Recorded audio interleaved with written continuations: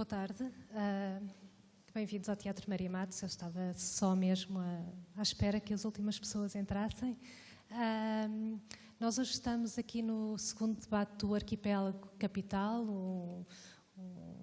uma parte do nosso grande ciclo Utopias que dedicamos a pensar a questão do capitalismo e a pensar se o capitalismo não é uma das utopias que foram e que neste momento estão em estado de serem mais realizadas. Já tivemos um debate sobre isto no início do mês e hoje temos connosco Felwine Sarr, economista, filósofo, músico, que veio do Senegal hoje para nos falar também destas questões e para incitar e para abrir um debate que começará com o Felwine, se estenderá de seguida também aos artistas que estarão a partir da manhã, entre amanhã e sábado, a apresentar a peça, eu tenho de ler porque senão perco o nome, Diálogo Direto Kinshasa Lisboa, uma peça que se interroga sobre, uma peça de Mónica Gintersdorfer e Knut Klassen, que se interroga sobre os objetivos do desenvolvimento durável que foram definidos pelas Nações Unidas para o continente africano, objetivos esses que, tal como um certo projeto capitalista que foi criado também para o continente africano, são objetivos que são, de certo, também criados como a partir de um ponto de vista exterior, a partir de um território exterior.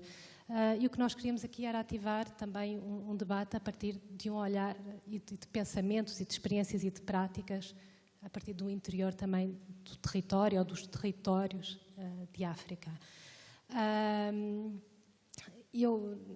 Portanto, só para vos explicar um pouco como é que vai acontecer este debate, haverá uma primeira parte com uma comunicação do Felwine, depois eu vou convidar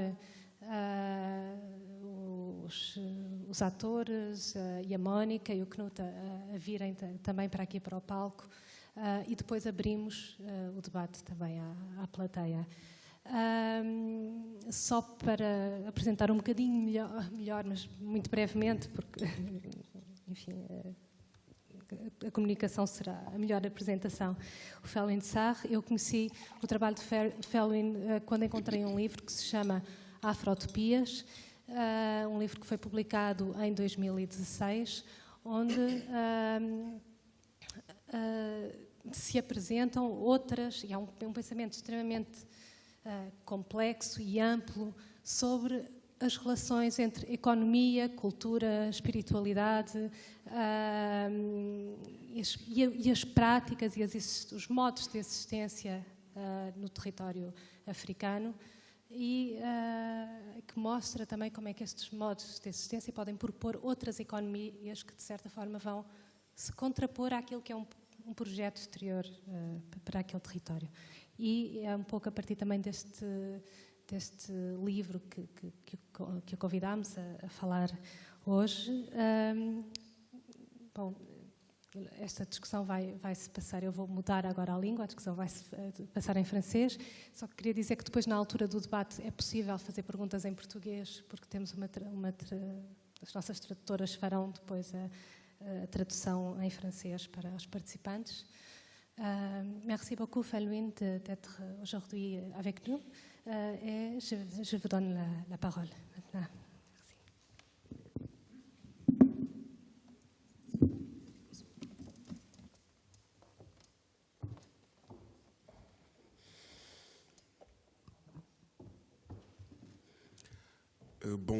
Bonsoir à toutes et à tous. Alors, je suis très heureux d'être là à Lisbonne. Donc aujourd'hui, c'est la deuxième fois que je viens au Portugal. J'étais déjà venu en 2013, donc dans une conférence à l'université. Et je suis très heureux de revenir pour échanger avec vous autour de la notion d'utopie. Et je suis également heureux de le faire à partir d'un point de vue et d'une perspective africaine. Alors, en 2016, j'ai écrit un livre qui est intitulé Afrotopia. Donc, c'est un néologisme, Afrique et utopie. Donc, j'ai mis les deux mots ensemble. Alors, le projet de la réflexion est déjà indiqué dans le titre. C'était le projet de redessiner ou de réarticuler une utopie donc, que j'appelle africaine, bien que je sache que le continent africain est multiple, il est divers, et que l'Afrique est une entité, je dirais, symbolique en construction, et qu'il y a des Afriques.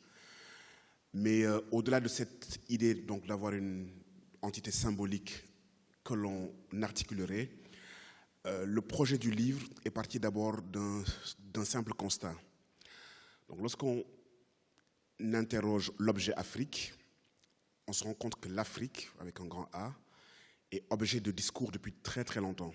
On se rend compte que depuis peut-être l'Antiquité, il y a des discours qui sont produits sur l'Afrique. Et que de l'Antiquité à nos jours, on a une récurrence de discours différents qui arrivent. Donc il y a des modes.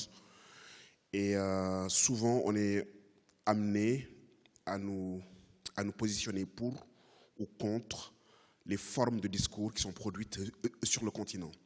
Donc, le continent africain a été généralement l'objet de discours et très peu il a été sujet de son propre discours. Et généralement, lorsqu'on observe même les discours produits par les Africains, son intelligentsia, c'est les discours qui reprennent ces productions, donc, je dirais, donc, théoriques, qui soit les acceptent ou les critiquent. Mais des productions que je dirais endogènes, en dehors de ces formes discursives, il y en a très peu. Alors, si on reprend l'histoire longue des discours produits sur le continent, on peut remonter déjà à l'Antiquité gréco-latine et romaine. Un auteur comme Pline l'Ancien donc, disait que de l'Afrique advient toujours quelque chose de nouveau.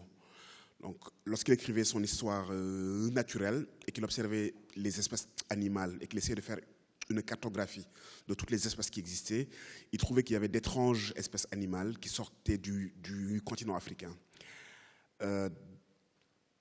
Au Moyen-Âge, avant le XVe siècle, l'Afrique est un continent qui est dit le continent des richesses et des mystères. Donc il y avait les deux dimensions. C'était un continent mystérieux.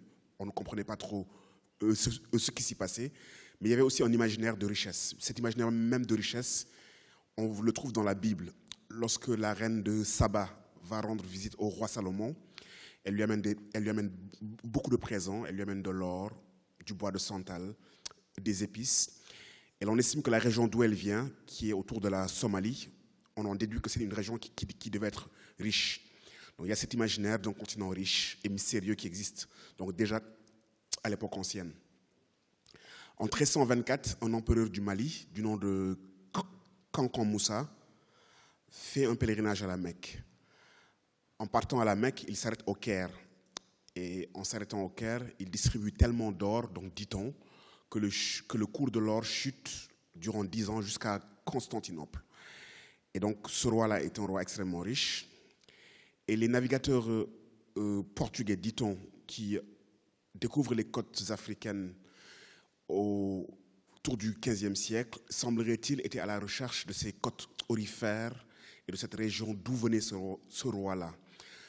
Donc d'abord, leur premier port, c'est le port d'Arguin, au large de la Mauritanie.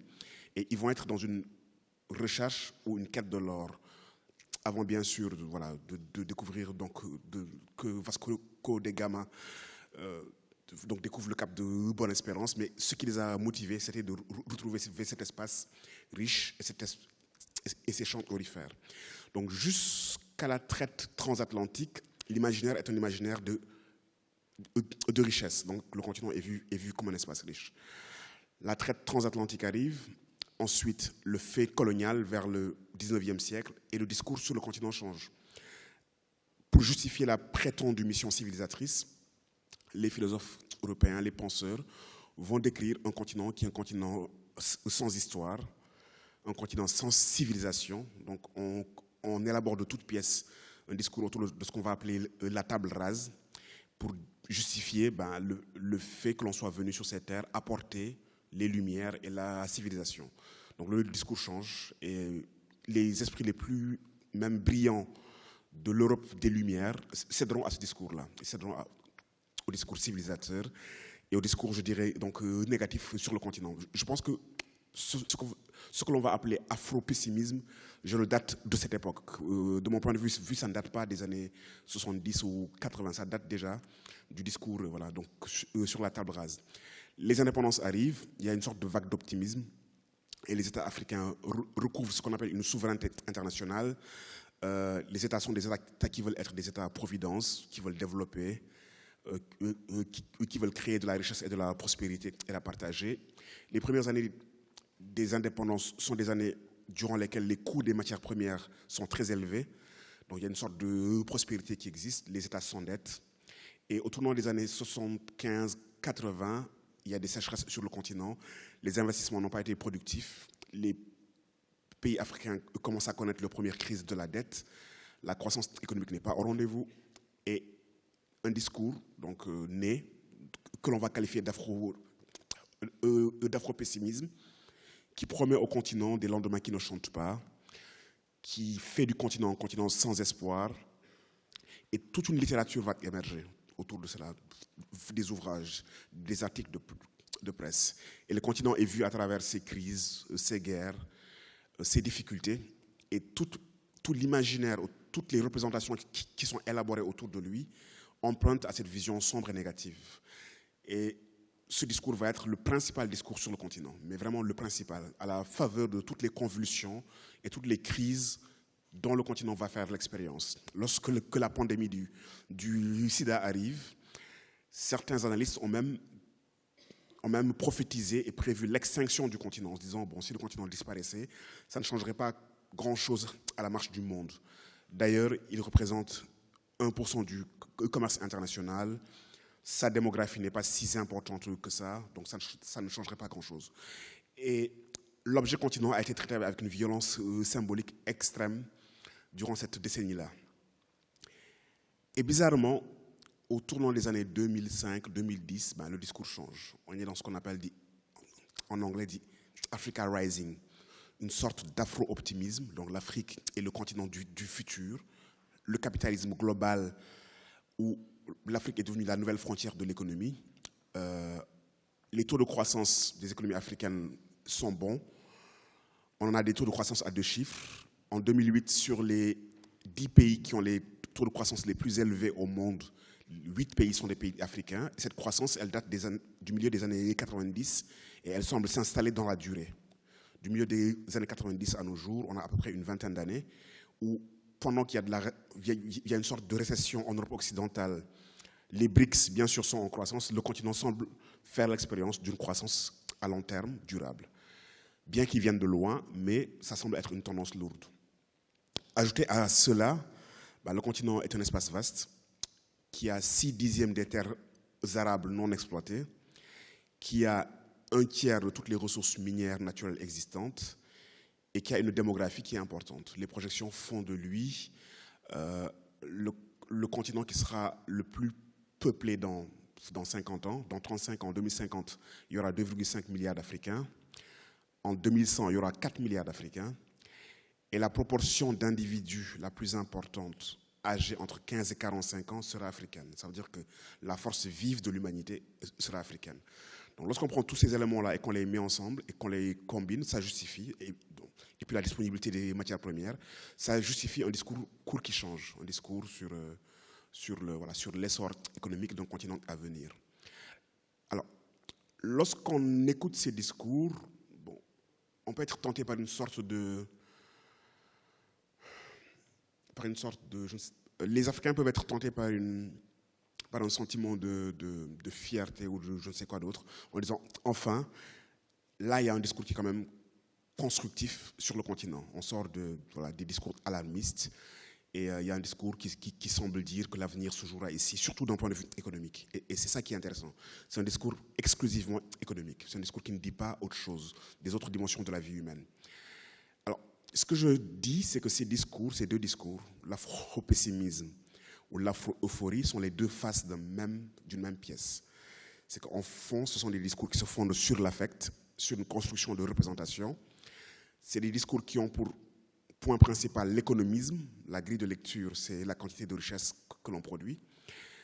D'un côté, il y a eu un discours dépréciatif, et de l'autre, il y a eu un discours flatteur. Mais en fait, la question fondamentale, pour moi, elle n'est pas là. Elle est d'abord d'être le sujet de la construction de ses propres représentations, d'être celui qui produit des discours sur soi-même, celui qui prend la parole. Pas d'être dans une position où on absorbe des propositions donc, rhétoriques qui existent sur le continent et on se détermine relativement à ces propositions rhétoriques. Pour moi, le propos, ce n'est ni d'être afro-pessimiste ou être afro-optimiste, c'est tout simplement d'être en mesure de regarder un réel qui est en train de se faire, donc de le regarder avec les yeux d'une grande lucidité, donc d'enlever les différentes lunettes, donc d'essayer d'avoir une lecture très critique, mais dans le sens, une lecture fine des dynamiques sociétales, culturelles, économiques qui sont en cours. Donc ça, c'est absolument important pour des chercheurs en sciences sociales et humaines, essayer de comprendre quelles sont les dynamiques qui sont en train de se jouer dans un temps présent. Et secondo, être en mesure d'élaborer ce que j'appelle les métaphores de ses propres futurs. Pourquoi je dis ça? Parce qu'en fait, en plus d'être l'objet de discours, donc le continent est l'objet de discours depuis de longs siècles, mais le continent africain est aussi sous ce que j'appelle injonction civilisationnelle. Donc on lui dit qu'il n'est pas assez démocrate, qu'il n'est pas assez développé, qu'il n'est pas assez entré dans la modernité. Donc la modernité, le développement économique, la démocratie sont trois notions téléologiques, donc des finalités que les groupes humains ou que les sociétés doivent atteindre. Et ces téléologies sont accolées au continent comme des finalités. Et la marche des sociétés africaines, elle est déterminée par ces téléologies-là. Lorsque vous allumez votre poste de télévision à 20h dans n'importe quelle nation africaine, je vous mets au défi de dénombrer le nombre de fois où vous allez entendre le terme développement au journal du 20h. Il y a des projets de développement, il y a une tentative, il y a des institutions, et c'est devenu le maître mot, le mot valise. Toutes les aspirations vertueuses des humains, des sociétés sont encloses dans ce terme-là. Et ce que j'essaie de dire dans Afrotopia, c'est que déjà, délocaliser le discours sur le continent dans le futur, dire que l'Afrique est le futur, c'est dire qu'en fait, qu'il n'est pas le présent. C'est dire que sa présence au temps présent est lacunaire et déficitaire. C'est continuer à lui nier une pleine présence dans le temps actuel. Ou dire que la modalité dans laquelle le continent s'inscrit dans le présent est une modalité donc déficiente. Ça, c'est une première remarque. La seconde remarque sur ces discours-là, c'est que le critère est un critère purement statistique économiciste.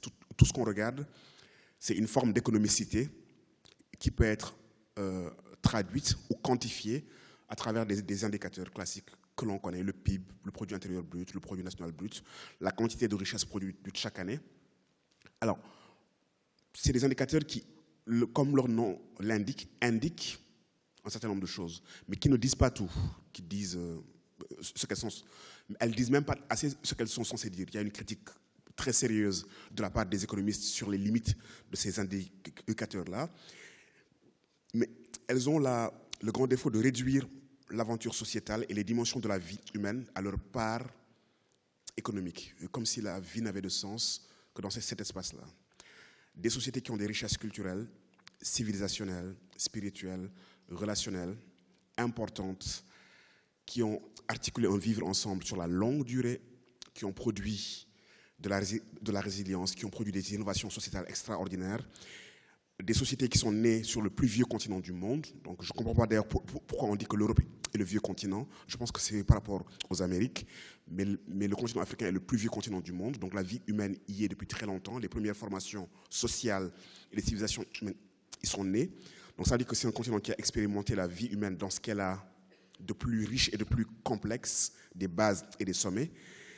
Toutes ces richesses-là qui sont là, puisqu'elles ne sont pas indiquées, puisqu'elles ne sont pas synthétisées dans des indicateurs, puisqu'elles ne rentrent pas dans une taxonomie qui est valorisée, ne comptent pas. Et les Africains, on arrive à se regarder à travers la petite lorgnette de l'économisme et arrivent à se considérer comme les derniers de la classe, puisqu'on leur dit qu'ils ne sont pas assez ceci, ils ne sont pas assez cela. Il y a toute une terminologie du manque, tout un discours de l'économie du manque. Au lieu de voir ce qu'ils ont, on continue à les définir à travers ce qu'ils n'ont pas et que les autres ont. Et puis on passe le temps à comparer les aventures sociétales, comme si les aventures sociétales étaient comparables dans les mêmes termes, alors qu'elles sont incommensurables. C'est-à-dire que ce sont des aventures singulières qui s'inscrivent dans l'histoire et les mêmes conditions ne produisent pas les mêmes effets puisque c'est des aventures sociétales. Nous ne sommes pas dans un laboratoire de chimie où la même expérience produit le même résultat. Nous sommes dans l'histoire des sociétés humaines. Et du coup, quand on a un discours sur le continent, on a un discours exclusivement lié au développement économique, à la modernité et à la démocratie. Voilà. Ce sont les trois injonctions. Alors qu'il me semble que la question fondamentale, en fait, elle n'est pas celle-là. La question fondamentale est d'abord d'avoir une lecture de sa réalité qui redonne le primat à l'être par rapport à l'avoir, une lecture qui se fonde sur son propre régime d'historicité, mais surtout être en mesure de réfléchir et de se dire quel type de société, quel type de vivre ensemble, quel type de mutualité nous souhaitons articuler. Donc pour moi, c'est ça la question fondamentale. Que signifie bien vivre et bien vivre ensemble? Et dans ce bien vivre-là, comment on articule l'ordre économique, l'ordre culturel, l'ordre écologique, l'ordre social, les ordres des sens et des finalités et les ordres des moyens? Et quels sont les équilibres que nous articulons? Et il me semble que c'est ça la proposition fondamentale à faire. C'est une réflexion sur un projet civilisationnel. Quel type de civilisation nous voulons co-construire?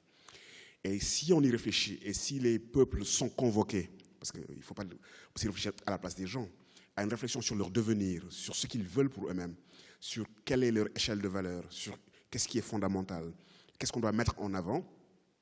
Ensuite, on peut avoir une réflexion sur les ordres techniques, sur les moyens.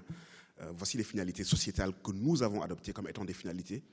Donc, pour prendre le projet de Frantz Fanon, des finalités qui nous font monter en humanité. Donc c'est la question de que fait-on de l'aventure humaine à ce stade-là.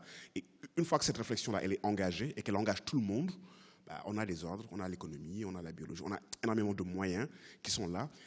Et que cette réflexion-là, elle engage un renouvellement dans les formes que prennent toutes les institutions sociales, toutes les formes d'organisation du politique, de l'économique, et que cette réflexion donc fait appel à ce que j'appelle de l'utopie ou une afrotopia, pas comme une douce rêverie, parce que c'est un terme qui est déprécié des fois. Lorsqu'on dit d'une proposition qu'elle est utopique, on sous-entend qu'elle ne se réalisera pas, et qu'elle est dans un espace un peu flottant, alors que les sociétés ont besoin d'espaces dans lesquels elles se reproduisent. Et ces espaces sont des espaces imaginaires.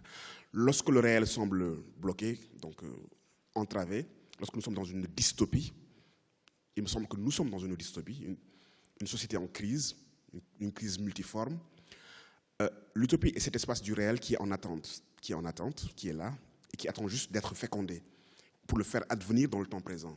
Alors la réalité que nous avons devant nos yeux, c'est une occurrence du réel, mais le réel est gros de plusieurs potentialités. Et les utopies sont fondamentales puisqu'elles offrent des voies de sortie à des processus sociétaux qui semblent être sans issue. Et probablement l'une des puissances du capitalisme néolibéral dans sa version extrême telle que nous le vivons, c'est d'avoir investi les imaginaires et de nous avoir convaincus que les alternatives et que les autres options étaient impossibles, qu'elles n'existaient pas. Alors que si on regarde l'histoire de ce capitalisme néolibéral, c'est une forme d'économicité qui est née à un moment donné, après le Moyen-Âge, autour du 15e, 16e siècle, qui, comme toutes les formes de production sociétale, grandit, atteint son acmé, décroît et périra. Il y a déjà des économistes qui réfléchissent sur le post-capitalisme. Il y a déjà des travaux sérieux, puisqu'on est convaincu que c'est une occurrence, c'est une forme que l'histoire a livrée, qui durera son temps et qui cédera la place à d'autres formes. Avant cette forme-là, les hommes ont trouvé des moyens d'organiser la production, l'échange, de tout temps. Et ont trouvé des moyens de répondre à leurs besoins sociétaux.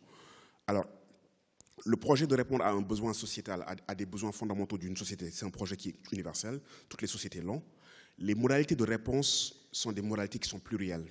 Certaines sont des modalités que l'histoire a livrées dans des contextes donnés. On peut s'en inspirer, Mais il n'est pas dit qu'il y ait une seule forme de réponse qui soit la seule qui est valable en tout temps et en tout lieu. Et c'est ça la grande force du discours extrême néolibéral, c'est de nous convaincre que c'est la forme optimale, que c'est la forme ultime et que c'est la seule forme. Et puisque dans le réel, nous ne voyons pas, ou que nous voyons mal, et même ce n'est même pas exact, parce que si on observe les sociétés à travers ce qu'elles nous disent d'elles-mêmes, les sociétés africaines, si on regarde les formes d'économicité, l'économie dite informelle, ou ces économies populaires qui sont fondées sur des sociocultures, on se rend compte qu'il y a des formes d'économicité autres qui sont inventées, que les individus inventent dans leur vie de tous les jours, des économies circulaires, des économies relationnelles, des moyens de faire face à leurs difficultés, et que ces formes-là sont là, et qu'elles apportent des réponses au quotidien, sauf qu'elles ne sont pas systématisées, elles ne sont pas théorisées, et au lieu de les regarder telles qu'elles sont, on les regarde telles qu'elles devraient être. D'ailleurs, même la manière de nommer les choses est très importante. Ces économies-là, on les appelle économies informelles. On les désigne en négatif par rapport à une économie formelle qui serait le standard, et elles, on les appelle des économies non formelles, au lieu de voir que c'est des économies populaires qui sont fondées sur une socioculture. D'ailleurs, elles ne sont pas informelles, elles sont très formalisées, sauf que le formalisme est différent. Quand quelqu'un engage sa parole vis-à-vis de vous et que la parole se fonde sur de la confiance et que c'est une garantie et que vous n'avez pas besoin de signer un contrat pour une transaction parce que vous savez que la parole sera respectée. Je suis un commerçant mouride, je vais à New York et arrivant à New York, la communauté sur place va me donner de la marchandise et elle va être remboursée au Sénégal par des amis à moi. C'est le contrat de parole qui fait office de contrat et les deux parties sont rémunérées sans risque. Et ça, c'est de la formalisation extrême parce que les codes sociaux, la relation qui a été fondée, le capital de confiance et le capital social est une valeur sur laquelle cette économie matérielle, elle se fonde. C'est extrêmement formalisé. Mais puisqu'elle n'est pas formalisée dans des formes données, on l'appelle économie informelle. Et si on regarde aussi nos sociétés dans tous les aspects, les formes de production, de la légitimité politique, on a des sociétés qui sont duales, où le corps social produit une histoire qui est issue de sa propre historicité, et des formes de régulation du social issues de son histoire longue, et des institutions qui sont greffées. Donc la synthèse, elle est en train de s'opérer, mais elle prend du temps, mais qui sont disjointes de ce que les corps sociaux produisent en relation avec leur histoire longue. Et nous sommes dans ce temps-là où il y a une tentative d'hybridation, mais qui prend du temps. Puisque justement, la doxa qui est vendue, c'est de revêtir des formes qui ont été produites par d'autres groupes sociaux. Ce qu'on appelle du développement, ce n'est pas du développement, c'est de l'enveloppement. Je veux dire, on développe ce qui est déjà là, ce qui est latent. Développer, c'est prendre un élément de son potentiel et l'amener à son plus haut niveau. Donc on ne développe pas ce que l'on n'a pas. C'est passer de la potentiel à l'actus. Vous ne développez pas ce que vous n'avez pas, vous développez ce que vous avez. Et si on reprend ce terme étymologiquement, on développe des caractéristiques qui nous sont propres. Alors, je vais terminer là-dessus. Lorsque je tiens ce discours, il y a rapidement une objection qui m'est faite, une sorte de piège intellectuel dans lequel je refuse d'entrer. C'est un discours sur l'autonomie et sur la production de formes endogènes et de formes qui sont issues de son histoire propre. Alors, je précise que l'autonomie, c'est la faculté de choisir par soi-même dans les différentes options qui s'offrent à soi. L'autonomie, ce n'est pas l'autarcie. L'autonomie, ça ne veut pas dire on se renferme et on n'articule rien avec les autres. Mais ça veut dire dans ce que le monde m'offre, je choisis les éléments que j'articule. Et bien évidemment, toutes les civilisations qui ont été rayonnantes, et ça c'est une constante de l'histoire humaine, c'est des civilisations qui ont su articuler de manière harmonieuse les mondes complémentaires qui s'offraient à elles. Donc les hommes ont toujours emprunté intelligemment aux autres, sans trop se poser de questions, à condition que l'emprunt soit intéressant et fécond. Donc la question, ce n'est pas de dire qu'il faut rester dans une forme autochtone, indigéniste de production. Ce n'est pas ça la question. La question, c'est de dire que les sociétés ont leur régime d'historicité, qu'elles produisent du sens de tout temps, elles produisent des catégories, et on ne peut pas faire l'histoire contre les sociétés, contre la dynamique propre des sociétés. Aucune société ne fait une histoire qui n'est pas sa propre histoire. Et que fondamentalement, c'est une question d'utopie et de reprendre l'initiative théorique, de repenser le modèle social global c'est pour moi une question africaine, puisqu'il y a une urgence, puisqu'il y a des défis qu'il faut relever. Mais pour moi, c'est une question aussi globale. Ce n'est pas qu'une question africaine. J'ai le sentiment que ces questions-là, elles se posent avec une grande acuité sur le continent, vu les défis importants qui sont les nôtres, mais elles se posent aussi dans les autres espaces du monde, où on est devant un système qui s'épuise, qui s'essouffle, et qui a perdu sa capacité de nous proposer des buts qui nous mobilisent, qui a perdu sa capacité de nous proposer des utopies qui nous engagent. Et la mauvaise qualité du débat politique dans l'espace européen, la manière dont on gère les questions de solidarité, la manière dont on gère les migrants, les questions liées à la xénophobie, à l'enfermement sur soi, toute cette expression-là dit la dystopie, dit l'absence d'utopie réelle.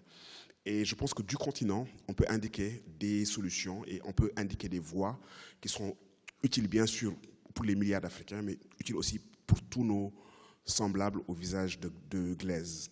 Donc je vous remercie de votre aimable attention.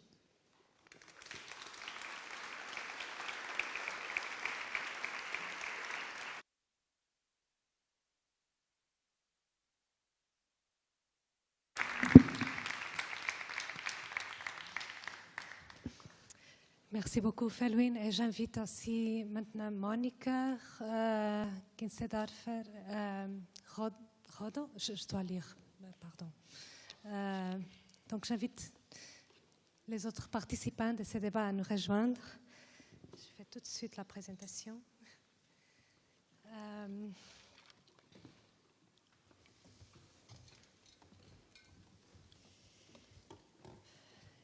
Merci beaucoup aussi pour reprendre aussi cet usage et la valeur d'usage de l'utopie qu'on est en train de discuter tout au long des derniers mois. Et je vais essayer maintenant de faire une connexion aussi avant de donner aussi la parole au public, de créer ici des résonances entre le travail que vous êtes en train de faire et ce que tu viens de présenter ici. Je vais pas faire la résumé, je crois que c'est pas nécessaire, mais peut-être je vais seulement souligner ici cette première proposition que c'est de transformer Africa, de faire de façon à qu'elle devienne un sujet de discours et pas un objet de discours. On peut aussi pour contrecarrer tous ces discours de manque qui nient aussi la valeur de ce qui est là déjà et qui nient le présent actuel. Il y a aussi cette idée de développement comme enveloppement avec quelque chose d'extérieur, avec des projets extérieurs. Et ça, c'est peut-être un pont direct avec ce que Monica Gintersdorfer, je vais faire une présentation très vite, et je dois vraiment lire, Rockwodo, Dada Gaindo et Auk Hellman, qui sont les artistes qui sont aussi en train de faire ce travail qui sera présenté dès demain ici au théâtre, et qui part aussi de ces projets de développement, ces objectifs de développement durable qui ont été aussi conçus et désignés pour l'Afrique, pour les Nations Unies. Donc, peut-être ma question pour large, c'est aussi peut-être vous demander aussi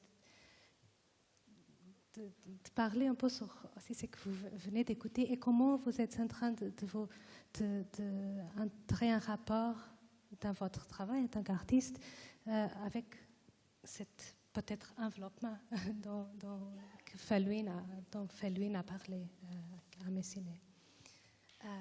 Je peux vous donner, il y a ici on doit partager.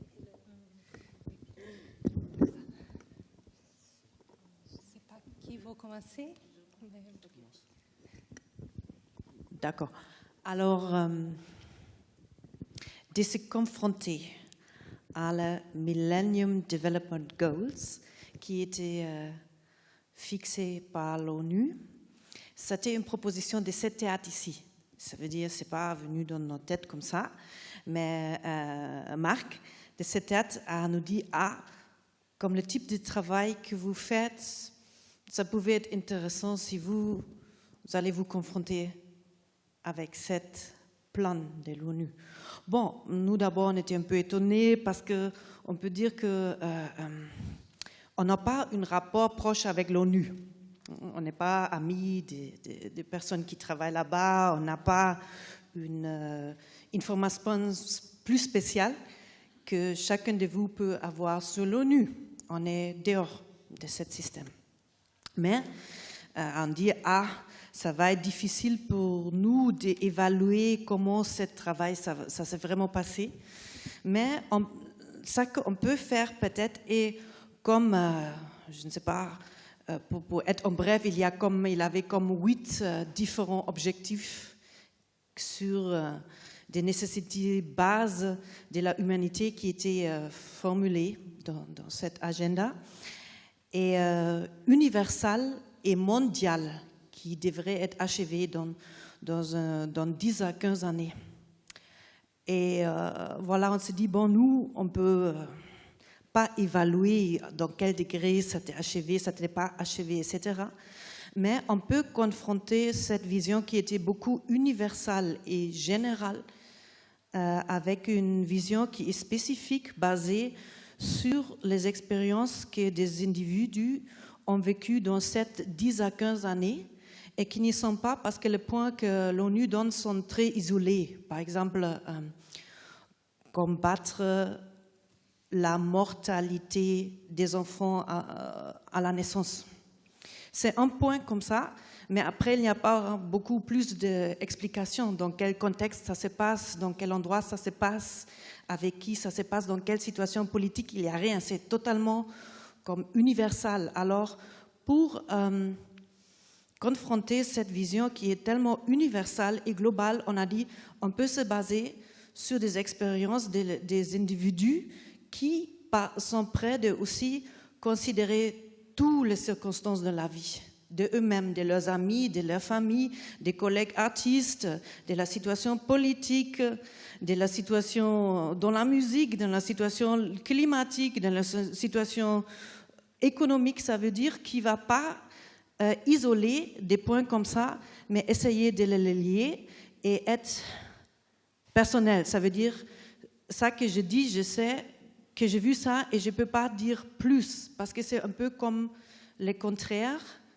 Quand vous lisez le rapport, vous allez avoir beaucoup de chiffres que l'ONU donne, mais c'est difficile de savoir dans quel contexte, dans quelle situation politique, dans quelle situation spirituelle, dans quelle situation, etc., ça s'est passé. Ça veut dire ça qu'on essaye et de faire comme une contre-vision de 15 années ou 10 années et l'endroit qu'on a choisi parce qu'on voulait bien travailler avec des artistes qu'on a connus à Kinshasa, plus notre équipe qui est allemand-ivoirien, c'était de faire le travail surtout à Kinshasa. Peut-être vous pouvez aussi donner votre avis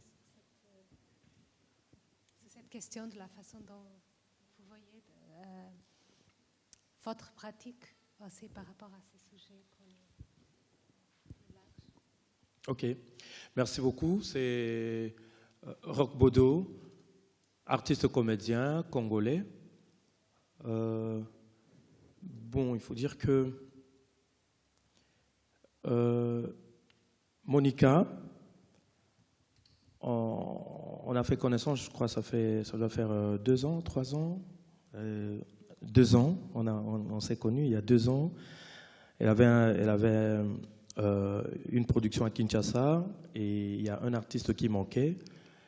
Et du coup, on lui a recommandé ma personne. Et du coup, cette première rencontre a apporté des fruits. Tous les amis sont tombés amoureux de moi et c'est ainsi qu'ils m'ont embarqué dans cette aventure que je m'applique avec eux avec beaucoup de plaisir. Alors, vraiment, je suis très content de l'exposé de mon frère Felwine Sarr. Parce que, bon, quand on a vu dans les annonces, il y a des gens qui nous disaient vous serez à l'exposition de Felwine. Et non, chez nous, les Africains, le son ouais, c'est ouais, donc Felwine. Alors, je suis très content parce que ça rencontre pratiquement nos préoccupations dans ce projet. Parce que quand Monica est venue nous faire cette proposition de création, c'est-à-dire parler des OMD, les objectifs du millénaire pour le développement, nous, en tant que Quinois, en tant que Congolais, on s'est posé des questions par rapport aux statistiques, par rapport aux chiffres. Nous, on se dit, mais ici, par exemple, au Congo, ils sont allés quantifier ça où et à quel moment? Parce que quand on dit qu'il y a croissance par rapport à ces objectifs, nous, on ne le sent pas. On ne le sent pas. Et même, bon, il y a une comédie, bon, moi j'appelle ça comédie. Il y a quelques années, dans notre pays, il y a un Premier ministre qui venait de sortir. Il était réputé pour être un économiste comme Alouine, comme Felwine. Et lui, on l'appelait vraiment Monsieur Macroéconomie. C'était vraiment un bon élève de tout ce que vous connaissez comme institution financière internationale, Banque mondiale, Fonds monétaire international. C'était un très bon élève.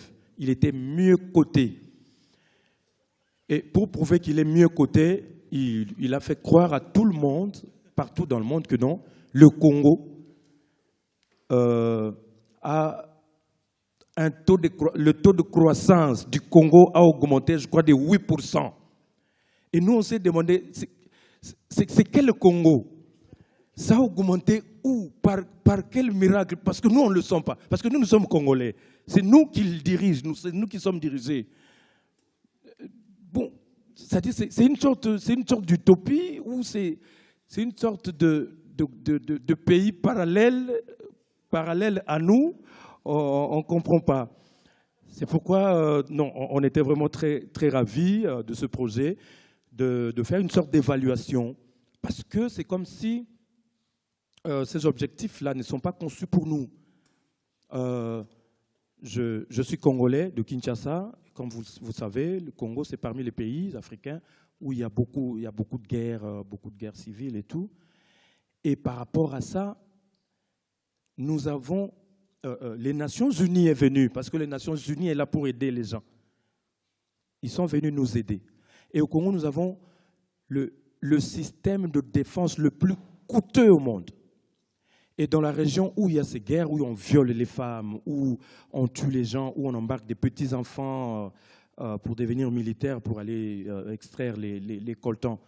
Donc, ces guerres-là sont provoquées à cause de ça. Donc, tous les téléphones que vous voyez là, tous les téléphones que vous avez, ce sont les sangs de nos enfants, ce sont nos sangs. Donc, pour avoir ça, il y a eu des morts. Et l'ONU est venue nous aider pour arrêter ces morts. Et depuis que l'ONU est là, les morts ne s'arrêtent jamais. Et là où il y a beaucoup plus de morts, à l'est du Congo, c'est là où il y a le gros du contingent de l'ONU. Mais ils sont là, ils observent. Peut-être pour eux, c'est une belle distraction, voir les gens, les Congolais s'entretuer, et puis les autres, les étrangers, les Américains, les Européens, les Chinois, en profiter de cette guerre pour extraire les coltans, les cobaltes, pour venir vous fabriquer les téléphones que vous utilisez avec plaisir. C'est pourquoi on se dit, ben, nous vivons dans quel monde? Ces systèmes-là sont conçus pour nous? On ne comprend pas. Voilà un peu ce que nous allons traiter dans ce projet, que nous allons commencer à vous présenter, je crois, demain ou après-demain, avec beaucoup de plaisir. Merci. Merci bien.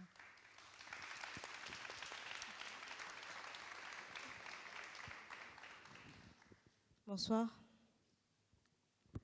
Dada Kaindo, de Kinshasa. Pour parler un peu de comment je me retrouve dans le projet, au fait, Monica et moi, nous nous sommes rencontrés à Kinshasa toujours. Et à ce moment-là, on s'est rencontrés, j'étais toujours comédienne, c'est vrai, mais là, j'ai reçu au fait le spectacle qu'elle a amené avec les artistes ivoiriens. Et après le spectacle, on s'est retrouvés en train de discuter sur les arts, sur beaucoup de choses, et notamment sur la question de la femme congolaise, impact de la femme congolaise, comment elle voit son développement au Congo, comment on a cherché en fait à discuter, trouver un peu le point commun de la femme européenne et la femme africaine. Et c'est là où est partie cette discussion, elle et moi. Et puis après, on s'est dit peut-être qu'on se retrouvera un jour sur un même projet, dans un même projet. Et voilà, et ce projet sur les objectifs du millénaire, sur le développement. Alors on s'est retrouvés sur ça, parce que ça fait partie quand même du 3e point, je pense. L'égalité des sexes, l'autonomisation de la femme. Et donc voilà, on s'est retrouvés sur ce projet. Je me suis dit, bon voilà, c'est intéressant. Voilà, on trouve finalement un point commun sur lesquels on va travailler. Donc voilà comment je me suis retrouvée un peu dans ce projet avec Monica. Et pour rejoindre un peu les autres sur le lien qu'il y a entre notre travail et le travail de Felowin. C'est pas un nom africain, ça. Ça fait un peu anglophone, Selowin. Selowin quoi? Selowin Sarr. C'est pas africain, ça. Et donc voilà, il y a beaucoup de points, beaucoup d'éléments, pardon, qui je trouve vraiment qui ont un lien avec ce que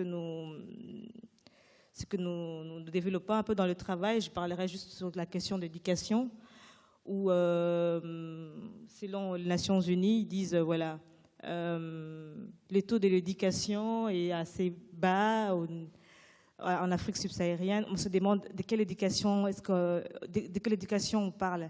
Est-ce l'éducation proposée par la colonisation, ou de quelle éducation, sur base de quoi est-ce qu'ils font ces statistiques de l'éducation?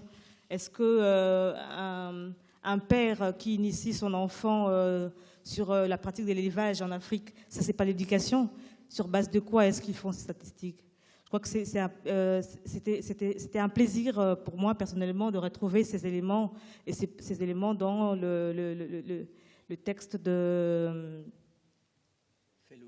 Felowin. C'est pour ça que je dis que ce n'est pas un nom africain, parce que c'est difficile à retenir. C'est comme les Blancs aussi ont difficile. Vous avez vu comme la modératrice a du mal à prononcer Kaindo. Si Felowin est compliqué pour toi, tu dis seulement Sarr. Sarr, ah voilà.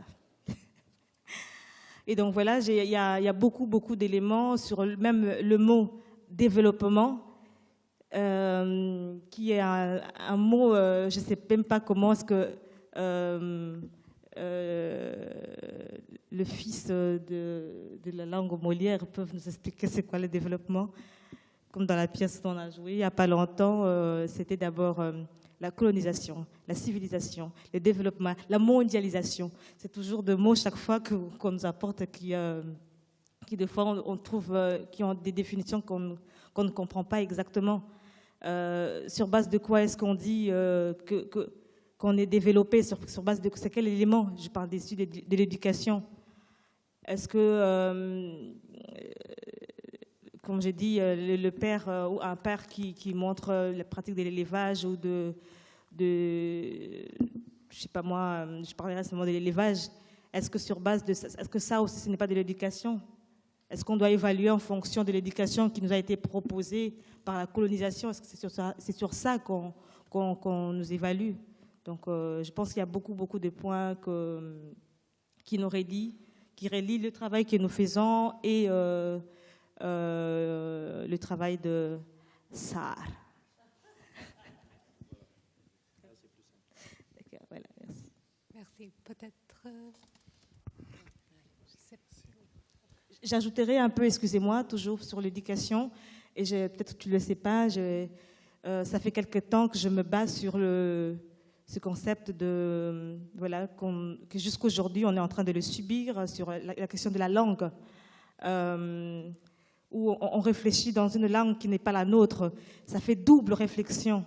Je pense que si aujourd'hui on expliquait la mathématique en Wolof à nos enfants, je pense que ça serait encore, il y aura beaucoup de génies en Afrique. Je crois que il y a beaucoup de points, si je ne veux pas m'éterniser un peu sur ça, donc il y a beaucoup d'éléments qui nous relient un peu avec le travail de Sarr.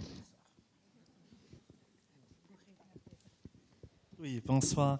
Mon nom c'est Hauke Heumann. Je suis un acteur allemand et je fais partie de l'équipe de Monika et Knut, peut-être depuis 10 ans. Et je fais aussi souvent la traduction sur le podium en live.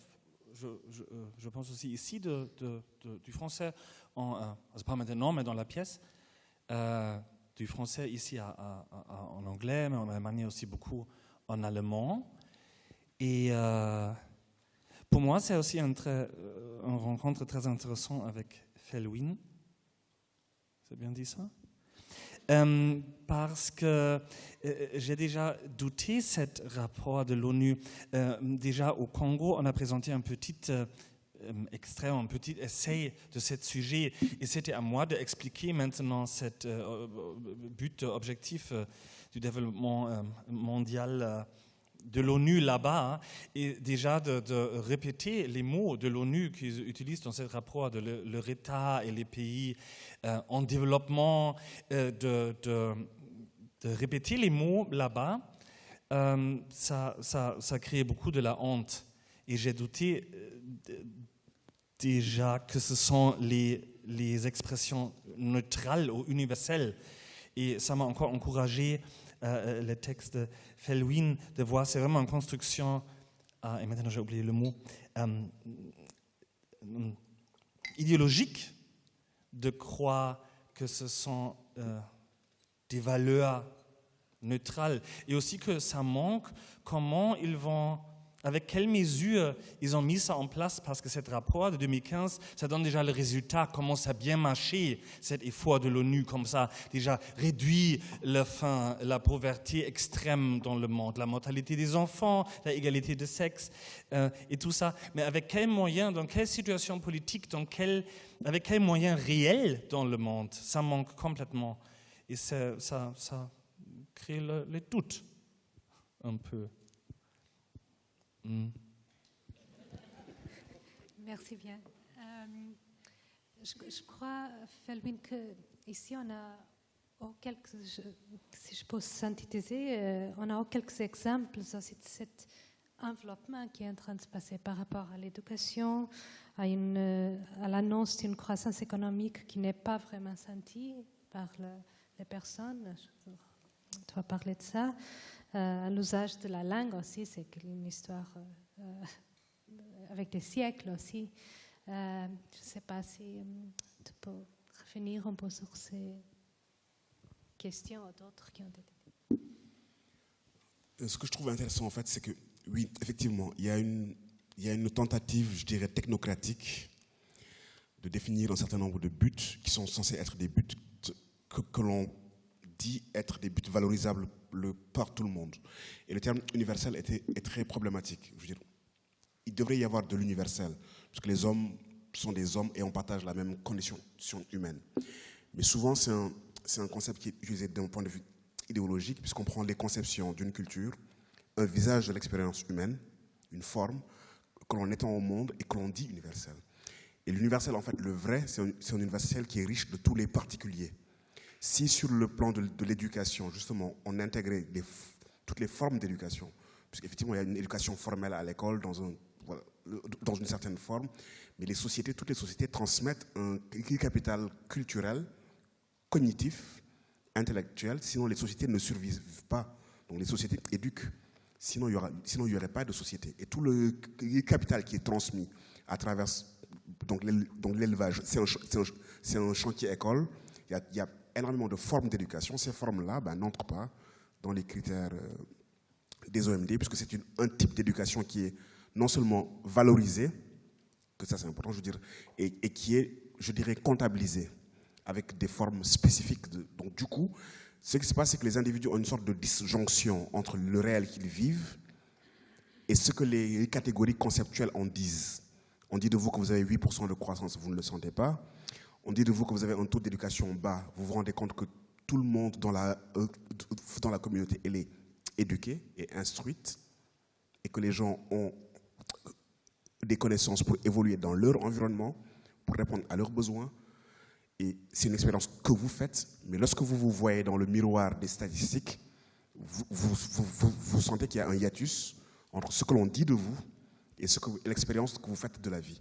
Et ça, je pense que c'est une expérience que énormément d'Africains font lorsqu'ils observent les discours qui les représentent et la réalité qu'ils vivent tous les jours. Ça ne veut pas dire qu'il n'y a pas de difficultés et que nous n'avons pas de défis à relever. Nous avons des défis à relever et nous avons des difficultés. Mais ça veut tout simplement dire que les catégories conceptuelles sont issues d'une seule épistémée, sont issues d'une vision du monde spécifique et particulière, et qu'elles gagneraient, si on veut vraiment universaliser, à emprunter aux autres épistémologies, aux autres visions du monde, aux autres notions, aux autres rapports, aux autres manières de faire et de voir.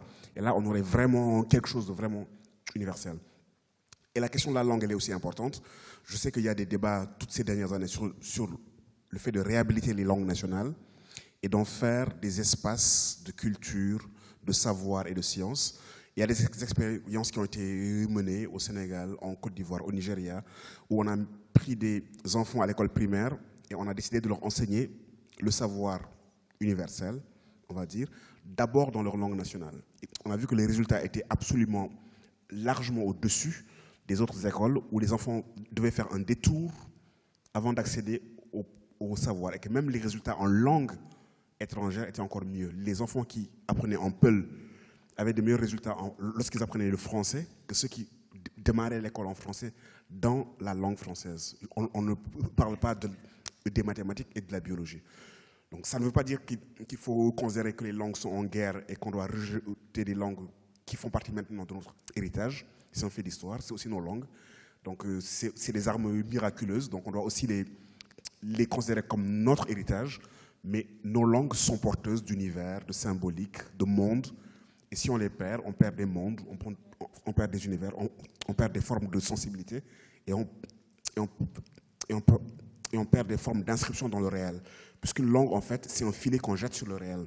Une langue va aller capter des éléments du réel qu'une autre langue ne prendra pas. Donc, je suis entièrement en phase avec ce que j'entends ici. Si vous êtes d'accord, je peux ouvrir le débat au public parce que normalement on a de très bonnes interventions et on peut aller casser un peu cette barrière qui parfois existe. Je ne sais pas si vous voulez revenir aussi sur quelque chose qui a été dit ici. Mas eu gostava de abrir já o debate ao público. Há microfone que eu peço, quem quiser fazer alguma pergunta, algum comentário e participar. Já está aqui outro ali. Eu vou continuar em francês, mas as perguntas podem ser colocadas em português, que elas serão traduzidas pela nossa tradutora. Aqui uma, aqui, depois a seguir lá em cima.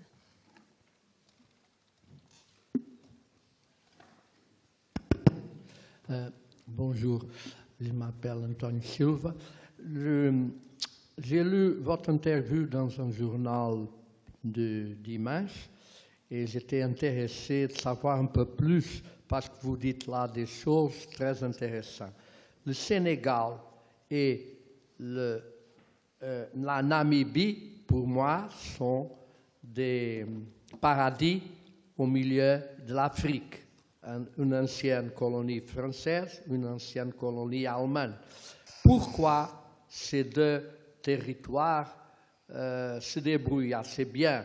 Ils ont un avantage. Ils n'ont pas des mines comme d'autres. Quand il y a du pétrole, il y a de la corruption, etc. Je voulais bien savoir quelle est votre idée, parce que vous dites là une chose qui n'a pas été encore très développée ici, c'est les ONG doivent obéir aux dirigeants du pays et pas obliger les gens du pays de faire ce qu'ils ont envie. Alors, il y a 2 ou 3 choses qui sont fondamentales. J'étais à Guinée dans les années 90 et à Angola, et j'ai vu qu'il y a le problème de l'énergie et les problèmes de l'alimentation, et plus le problème de la santé. Mais ça, ce n'est pas mon domaine. Je voulais bien savoir quelle est votre idée sur ces 3 paramètres. Merci.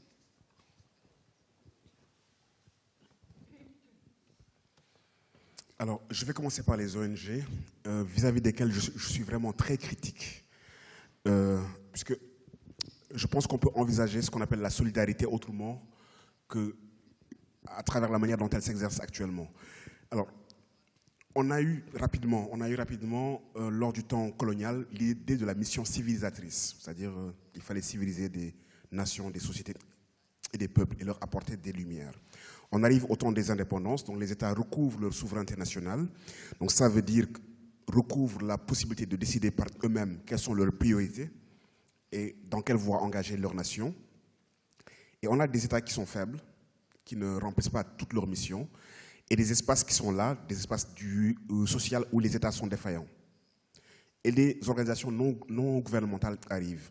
L'intention au départ, elle est louable de venir apporter une aide pour régler des questions fondamentales. Mais le problème de la plus grande majorité de ces ONG, il ne faut pas généraliser, toutes ne sont pas comme ça, mais une grande majorité, c'est ce que j'appelle le complexe du bon samaritain, c'est-à-dire de considérer qu'elles savent ce qui est bien pour les autres, et d'ailleurs même qu'elles le savent mieux que les autres, que d'ailleurs il n'est même pas nécessaire de discuter avec elles fondamentalement de ce qu'il faut. Une école, une case de santé, c'est des choses naturelles, c'est bien pour tout le monde. Et c'est là où elles se trompent. On ne peut pas savoir mieux que les gens quelles sont leurs priorités, quels sont leurs besoins et comment ils ont envie d'articuler les choses. Un rapide exemple. En Casamance, une ONG arrive, elle trouve que les femmes font 2 km pour aller chercher de l'eau au puits. Elle décide de mettre un puits au cœur du village pour que les femmes arrêtent de faire la longue marche. L'ONG met le puits et les femmes continuent à laisser le puits qui est au cœur du village et à aller chercher de l'eau à 2 km. Ce que ces gens-là, vous n'avez pas compris, c'est que ces femmes profitaient de ce trajet pour discuter de leurs problèmes, pour critiquer leur mari, pour s'échanger leurs recettes, et que c'était le seul espace de liberté et de discussion libre qu'elles avaient. Le temps du trajet, sortir du village, et c'était pour elles important de sortir de la quotidienneté et de l'espace de quotidienneté. Si ces ONG avaient pris le temps de travailler avec des anthropologues, des sociologues, de comprendre les dynamiques culturelles internes, elles auraient mieux orienté leur action. Et on a énormément d'exemples comme ça, où ces gens-là arrivent, écoute, du haut de leur vision de ce qui a marché chez eux, et de ce qui est fondamental, et de ce qui est universel, et qui n'interrogent pas l'universel, et arrivent avec des recettes qui comportent en elles leurs problèmes. Deuxième problème avec les ONG, rapidement, c'est qu'un État comme le Rwanda est intéressant, parce que c'est un État qui a fixé un cahier des charges, qui a dit « voici mes priorités ». Si vous voulez intervenir, voici les domaines dans lesquels vous allez intervenir, parce que c'est les priorités que j'ai dégagées. Et à chaque fin d'année, elle fait un bilan de ce que les ONG font. Et quand les ONG remplissent le cahier des charges, elles restent. Quand elles ne remplissent pas, elles quittent. Donc ça veut dire que l'État est l'acteur principal de la politique publique. Et quand tu veux venir l'aider, tu t'inscris dans les priorités qu'il a déterminées lui-même. Là, it makes sense. Deuxième problème, c'est que lorsque souvent on arrive avec de l'aide dans certains domaines, et que cette aide-là, elle n'est pas articulée avec la production de capacités de réponse endogènes, quand l'ONG part et que le programme finit, les gens se retrouvent dans une situation pire qu'avant. Puisque le fait que le programme empêche la construction de solutions endogènes durables. Pour trouver des solutions à des problèmes, on doit on doit les construire par une stratégie d'essai-erreur. On se trompe, on articule et on trouve fondamentalement ce qui fonctionne. Donc ça, il faut un temps pour produire une solution. Il y a un temps d'apprentissage. Quand l'ONG arrive avec ses solutions toutes faites, on n'apprend pas à trouver ses propres solutions. Et on n'est pas le principal acteur de la résolution de ces difficultés. Et ça, c'est fondamental d'être acteur, de ne pas être dans une mentalité, donc d'assister, dans une mentalité d'incapacité. On n'a pas la capacité d'eux, et c'est l'ONG qui apporte la capacité. On est dans une autre forme, toujours de mission civilisatrice. Des gens qui seraient incapables, que l'on viendrait capaciter. Il y a même dans le lexique, même, renforcement de capacité. Ça c'est un lexique des ONG. Et alors, le problème, c'est que ça peut apporter des solutions bien ponctuelles, je le reconnais, des écoles, des centres de santé, mais ça installe une mentalité d'incapacité, d'assister qui n'est pas du tout, qui à long terme n'est pas bonne. Alors que, pour moi, la première révolution, c'est la révolution psychologique. C'est celle de considérer que l'on est en mesure d'apporter des solutions à ces difficultés et qu'on peut définir le sentier de ces solutions. Et dans ce processus-là, on est d'abord l'acteur principal et on peut se faire aider. Alors sur le Sénégal et la Namibie, je ne sais pas trop pour la Namibie, mais je sais qu'il y a ce qu'on appelle la malédiction des ressources naturelles ou des mines. On a considéré qu'à un moment donné, les mines, les ressources étaient un facteur de production et on s'est rendu compte que dans certains espaces, là où il y avait énormément de ressources, il y avait de la convoitise, il y avait des conflits, il y avait de la prédation, il y a ce que tu décrivais tout à l'heure qui est ce qu'on appelle une économie d'enclave et d'extraction. Donc il y a le conflit, on le crée, on l'entretient, mais en même temps on l'entretient pour avoir une enclave et continuer à extraire un certain nombre de ressources. Et on a des groupes ou des milices privées qui assurent la sécurité juste pour extraire les ressources et le business as usual donc, continue. Et l'on considère que ce n'est plus forcément un avantage que d'être extrêmement doté en ressources si on ne règle pas la question de ne pas tomber dans ce qu'on appelle une économie d'enclave et d'extraction. Voilà.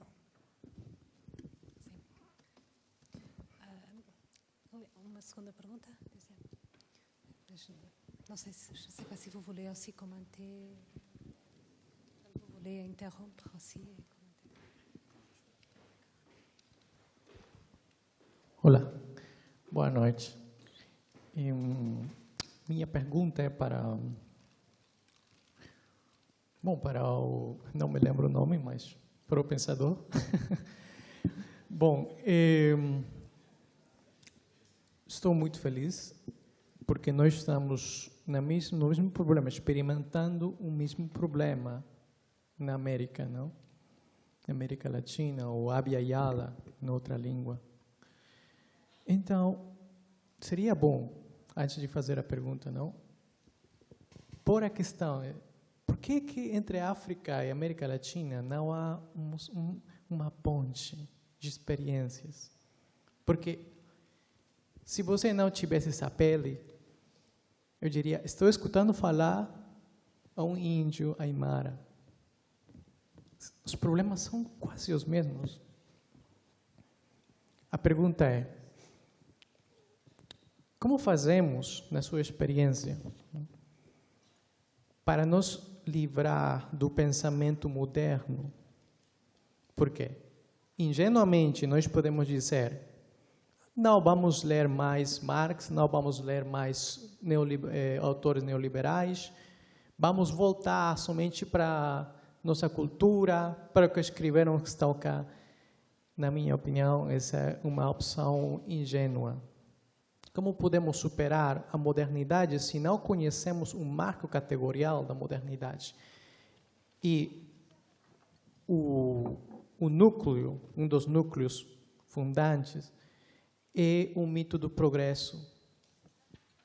O mito do progresso é tão fundamental para o discurso da modernidade, da história, da evolução, não? Tem uma hegemonia muito sutil nas ciências sociais. Mas como fazemos? Nós lá estamos tentando fazer, no caso da Bolívia, por um lado, voltar ao pensamento indígena e começar a pensar a realidade com conceitos e categorias dos povos indígenas. Por exemplo, o Vivir Bien, que é uma má tradução do camanha, que vem de cama, seria uma coisa assim como viver em harmonia, mas não somente com o universo, senão com o passado, com o presente, com o futuro.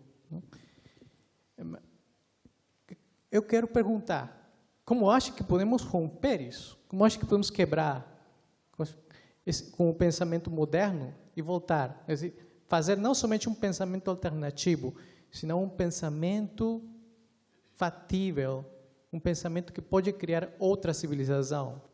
Obrigado.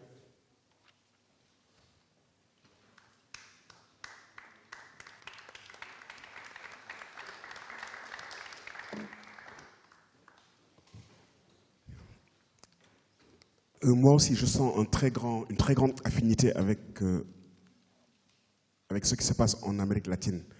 Je sens une très grande affinité avec ce qui se passe en Amérique latine, puisque les processus historiques sont un peu similaires. Il y a eu le fait colonial qui a exercé ce qu'on appelle une violence épistémique. Lorsque le colonialisme arrive, pour qu'il s'installe, il n'a pas juste besoin des marchands et des militaires, il a besoin aussi de convaincre les élites que le système de production de sens et de signification qui était le leur n'est pas un bon système, et que le meilleur système de production de sens et de signification est le système du colon lui-même. Alors, il exerce ce qu'un Indien du nom de Rajeev Bhargava appelle la violence épistémique. Il détruit tous les cadres de production de sens et de signification et il les remplace par les siens. Et les élites colonisées adhèrent au nouveau système. Et elles s'assimilent et elles considèrent qu'elles doivent justement moderniser, sortir de leur tradition et adopter ce système-là. La question de fond, c'est qu'on peut être moderne sans être occidental. Ce n'est pas la même chose. Et qu'il y a ce qu'on appelle des modernités alternatives. Les Indiens ont fait un travail pour produire leur propre modernité à elles-mêmes, produire justement des systèmes de signification et de sens qui sont en phase avec leur société, en articulant des éléments féconds de leur capital symbolique avec leurs défis actuels. Et même la modernité, d'un point de vue philosophique, on peut la critiquer. On peut critiquer l'apologie du nouveau. On peut critiquer le fait qu'elle ait décidé de ne plus se fonder sur les traditions des ancêtres et qu'elle ait décidé une rupture. Tout dans la tradition n'est pas à rejeter. La tradition est un capital symbolique. On peut la féconder, on peut l'extraire, on peut prendre ce qui est utile et le réintégrer dans une dynamique du futur. Et la tradition, c'est un même changeant. La tradition d'hier, d'aujourd'hui, c'est l'innovation d'hier. Donc une civilisation, elle s'inscrit dans la durée, elle a des héritages. On peut faire un travail sur ces héritages. Et là où l'Amérique latine elle est importante pour nous, l'Amérique latine, d'un point de vue intellectuel, a fait un travail important sur ce qu'on appelle la décolonialité. Des penseurs comme Walter Mignolo, comme Boaventura dos Santos ou comme Enrique Dussel ont fait un travail absolument fondamental pour décortiquer justement cette idéologie subtile derrière les concepts d'universalisme et de modernité qui a nié ce que les autres peuples ont apporté. Mais je pense qu'on ne retournera jamais vers le passé. Et c'est là où je me dis qu'en fait, la question, ce n'est pas de retourner vers le passé. La question, c'est de nous réinventer. Et la question fondamentale, c'est avec quoi on se réinvente? À partir de quel sol on envisage un autre élan? Et pour moi, la question de la réinvention, elle est fondamentale. Et pour moi, dans la réinvention, toutes les archives du monde sont à considérer. D'abord, mes propres archives, dans ma culture, dans mes traditions, ce qui est fondamental. J'ai bien suivi avec intérêt ce qui s'est passé en Bolivie, avec toute l'histoire de comment on ramène la terre comme un élément fondamental dont on inscrit les droits dans la Constitution, comment ces peuples, les Africains et les Indiens d'Amérique latine ont une écologie première, où l'homme a une place dans l'univers, où il respecte les autres éléments de l'univers, où il ne considère pas la nature comme une ressource. Déjà, on est passé de l'expression nature à l'expression ressource naturelle. On a fait de la nature une ressource, un objet. Donc on l'a instrumentalisé.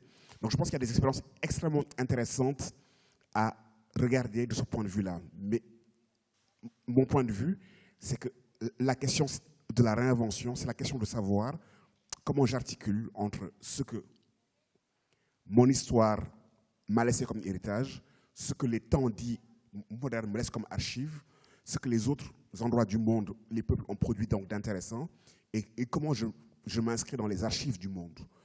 Et je pense qu'une inscription dans les archives du monde et une inscription féconde, non idéologique, libre, est une solution pour se réinventer. Mais je pense que l'Amérique latine est une source d'inspiration et je compte y effectuer un voyage pour aussi établir un pont.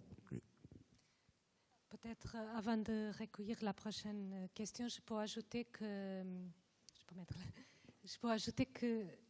l'Amérique latine, ça sera, et précisément ces sujets seront les sujets de débat du mois de mai ici. On ira dédier deux week-ends à parler sur beaucoup de choses que je vois qui sont en train d'émerger ici aussi. Et c'est vraiment aussi ces rapports, c'est pas un retour arrière, c'est vraiment voir les valeurs d'aujourd'hui actuelles qui sont à l'œuvre et qui peuvent aussi offrir ces brèches dans une réalité trop figée. Donc c'est un débat qui va continuer ici, mais je redonne la parole au public. Il y a peut-être... Je vous d'abord... Como? É? Então, primeiro ali, depois, se calhar aqui embaixo, que eu vi primeiro aqui uma mão e depois lá em cima. A seguir há quatro perguntas aqui deste lado.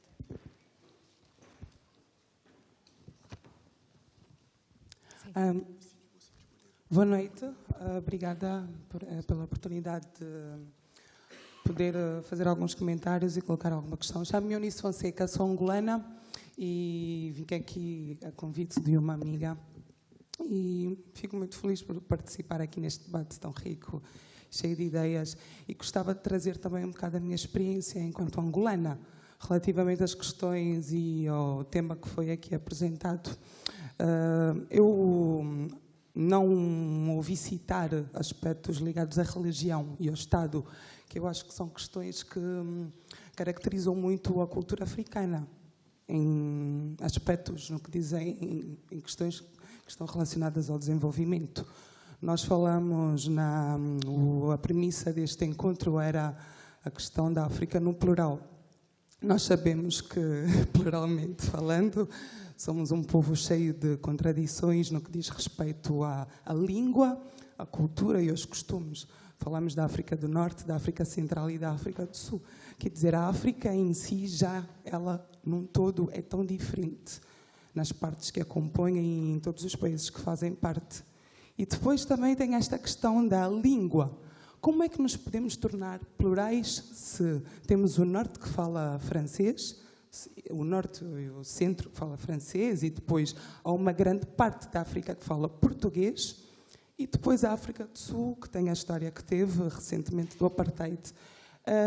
A África lusófona, como é que nós podemos enquadrar a África lusófona com a África do Norte, que tem uma cultura completamente diferente e muito mais radical daquilo que nós herdamos no que diz respeito às questões da herança colonial?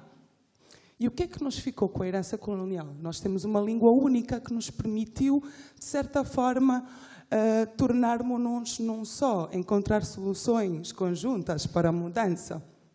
Não é? O debate público, a voz da sociedade civil, é uma língua única, que pode ser o francês, o inglês ou o português.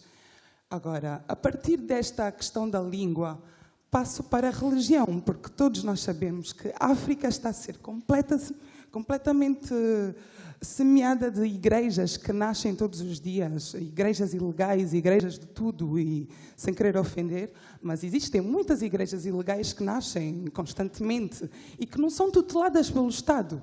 E claramente leva-me a pensar que o Estado tem algum poder e algum papel sobre elas mesmo. Agora, onde é que eu quero chegar? O Estado é responsável por tudo. A minha formação é social, eu sempre trabalhei nas ONGs, portanto tenho que defender aqui um papel. O trabalho, nós não queremos, de certa forma, as políticas claramente são políticas que vêm do exterior, da ajuda exterior, porque o financiamento é exterior. Mas o Estado é que tem que definir políticas internas para o seu próprio país. Nós não podemos viver à espera e esticar sempre a mão à espera da ajuda externa, porque nós, enquanto povo, e enquanto não conseguirmos encontrar as soluções dentro de casa e arrumar a nossa própria louça, não vamos conseguir encontrar uma solução comum para todos. E se o próprio Estado não olha para os próprios africanos como deveria olhar, com direitos e justiça e educação para todos, Como é que nós podemos chegar sequer... Eu não quero ser radical, mas acho que temos de ter consciência disso, porque isso existe. Isso são questões que existem. E não falta vontade. Claramente que dentro da nossa política, da nossa cultura... Só para reduzir um bocadinho. Sim, poderíamos ser mais fortes, mas temos que começar a trabalhar isto mesmo dentro de nós e a questão é como é que a religião e o Estado podem mudar isso. Pronto, obrigada. Nós vamos recolher agora mais 3 questões e depois o Felwine responderá a todas. Depois poderemos voltar, mas agora passava para aqui, de baixo, aqui deste lado. Sim. Penso que primeiro aqui uma mão desta senhora, não era que queria perguntar, depois se vai subindo. Exato, estou a ver. Boa tarde, sou Solange Pinto, sou de São Tomé e Príncipe. Eu não tenho bem uma questão, é mais uma constatação que me deixa triste, acho que deixa todos os africanos tristes. Há aqui uma dicotomia entre a África pessimista e a África otimista. E então eu pergunto-me, como é que nós podemos ser afro-otimistas quando somos confrontados todos os dias com imagens dos nossos irmãos a morrerem no Mediterrâneo, ou porque estão a fugir da guerra, ou porque estão a fugir da fome? Como é que nós podemos ser afro-otimistas quando ouvimos na notícia que os nossos irmãos estão a ser vendidos na Líbia por $200? Nós já passamos por uma época de escravatura, lutamos, muitos morreram, muito sangue foi derramado para que fôssemos livres. Hoje estamos no século XXI e somos confrontados com as notícias que os nossos irmãos estão a ser vendidos por $200. Como é que podemos ser afro-otimistas quando vemos crianças na Somália e no Sudão a morrerem ainda à fome? Claro que o que nós queremos é ser afro-otimistas, mas neste momento eu pessoalmente sinto-me afro-revoltada e afro-triste. Muito obrigada. Obrigada.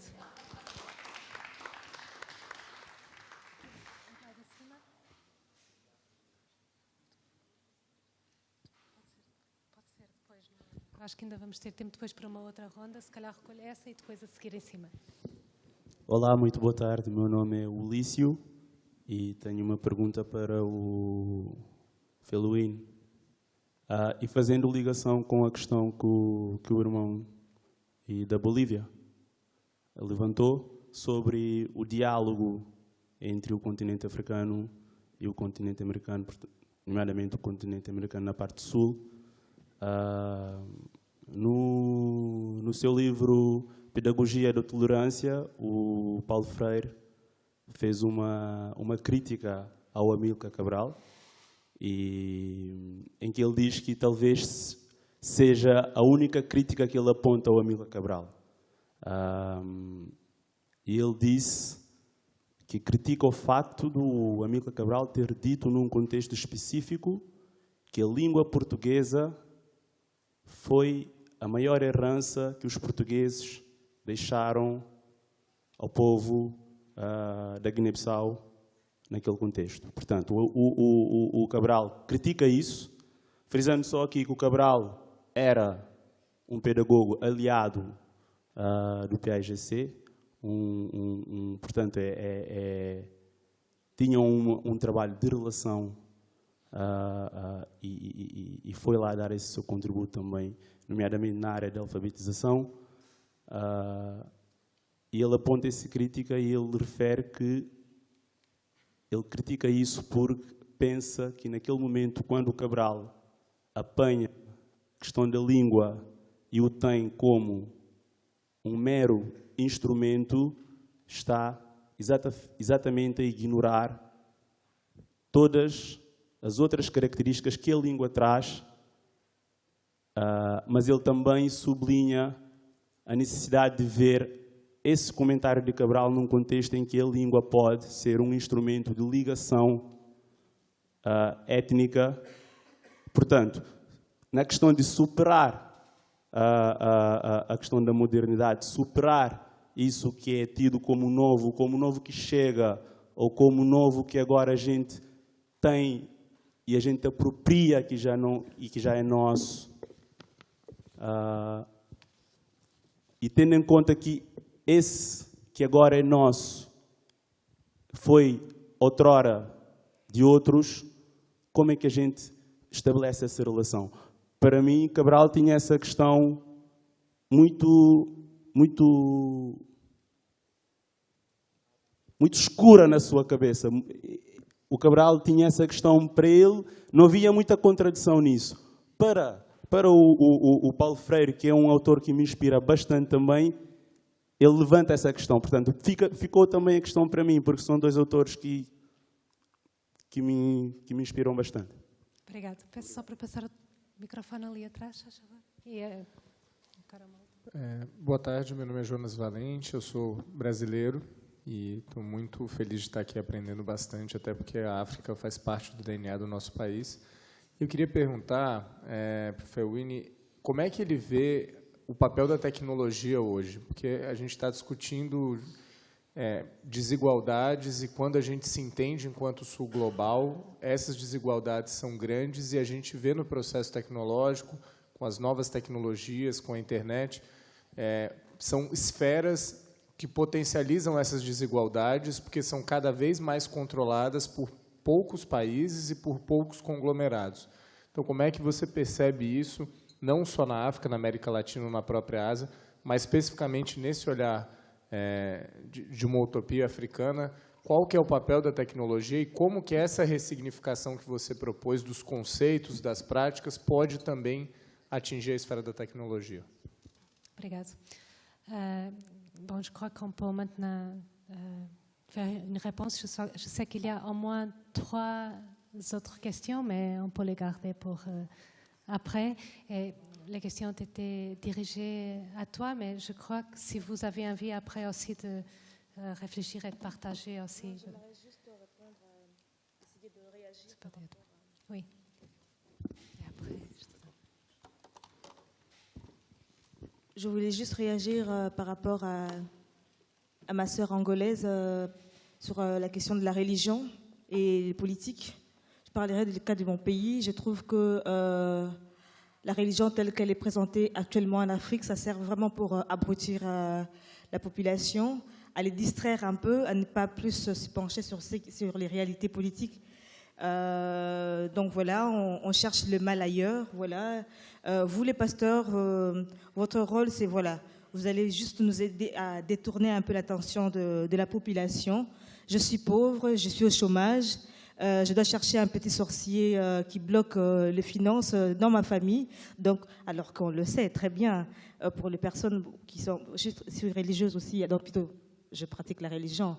Mais je suis quand même devenue de plus en plus très sélective par rapport aux religions. Donc voilà, je pense que les politiques se servent vraiment de la religion pour abrutir la population, pour détourner un peu et de ne pas être très critique vis-à-vis de ce qu'ils font. On connaît tous les slogans, toute autorité vient de Dieu. Donc même si le président il est en train de... où le gouvernement ou tous les politiciens ils sont en train de bouffer de l'argent, écoutez, que vous le vouliez ou pas, même si vous ne l'avez pas voté, même si vous ne l'avez pas accepté, c'est Dieu qui l'a établi, parce qu'on dit toute autorité vient de Dieu. Donc je pense que la religion actuellement, elle essaie vraiment au profit de politiciens, et ce qui fait qu'il y a beaucoup des églises qui naissent comme des champignons partout, sans réglementation, comme dans mon quartier par exemple.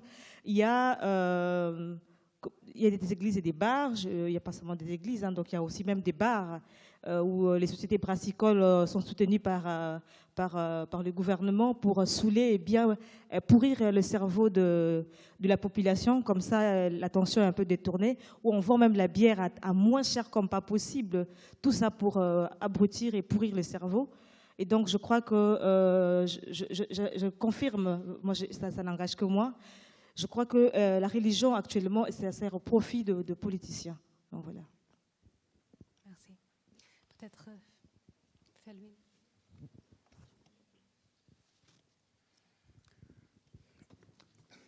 J'aimerais aussi donc rebondir sur la religion et la politique et peut-être distinguer religion et spiritualité.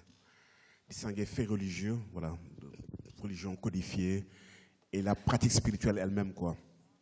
Et faire le même constat que Dada, c'est que dans les espaces où les individus sont vulnérables, où ils ont plusieurs types de vulnérabilités, des vulnérabilités économiques, politiques et sociales, on voit sur le continent une prolifération d'églises ou de sectes de toutes sortes et de tout type de religion. je veux dire islam, chrétienté, et avec une tentative de profiter de cette vulnérabilité-là. Et ça, c'est un fait que l'on peut documenter, qui existe. Et tout processus qui n'émancipe pas l'individu, qui l'enferme, qui l'enserre, fût-il appelé religion, est un processus qu'il faut critiquer et avec lequel il faut vraiment avoir un rapport, je dirais, absolument radical. Pour moi, la dignité humaine et la promotion de l'humanité, elle n'est pas à négocier. Et il faut voir ce qui se cache derrière ce qui est dit. Alors, je distingue la religion de la pratique spirituelle. Je veux dire, en principe, les religions ont une dimension spirituelle, mais elles ont deux visages. Je veux dire, il y a des visages qui sont des visages qui servissent les individus et les âmes au profit de rationalité claire. Et puis, il y a des visages d'une spiritualité qui peuvent libérer les individus.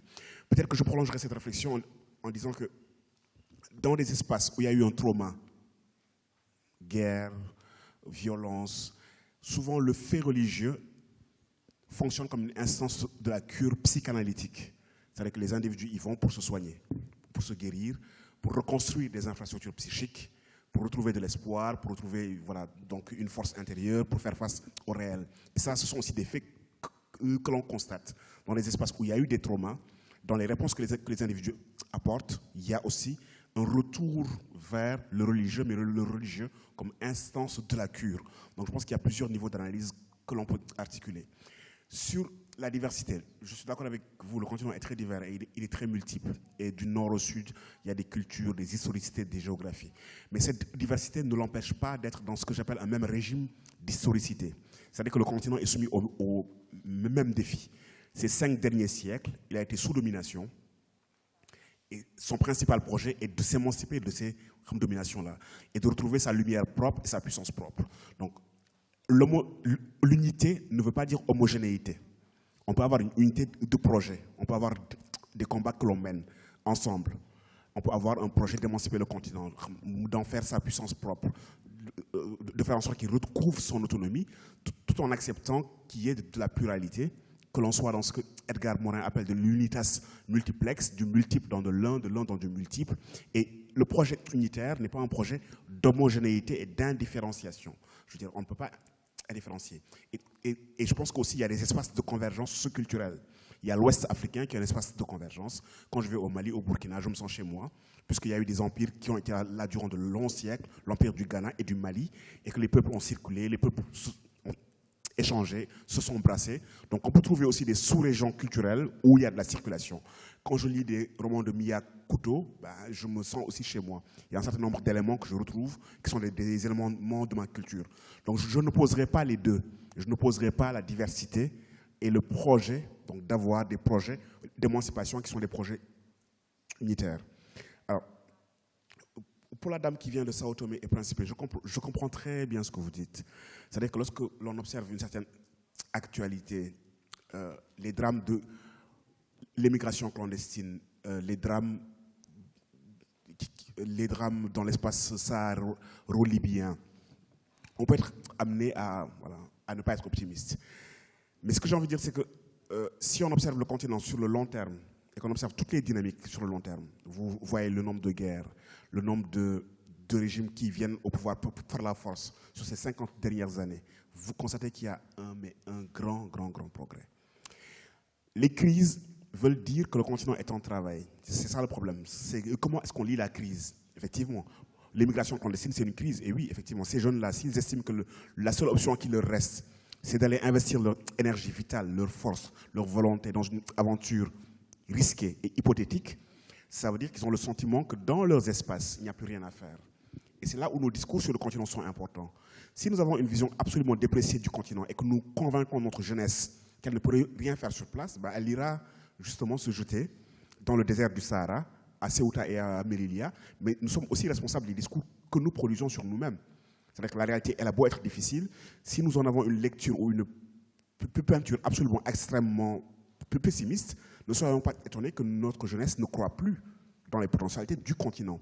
Donc je pense que la crise, elle peut être lue telle qu'elle est, mais elle peut être lue aussi comme le symptôme d'un continent qui est en travail et qui est en train d'accoucher de quelque chose. Il ne faut pas juste la lire comme un élément de désespoir, il faut la lire comme un élément de transformation.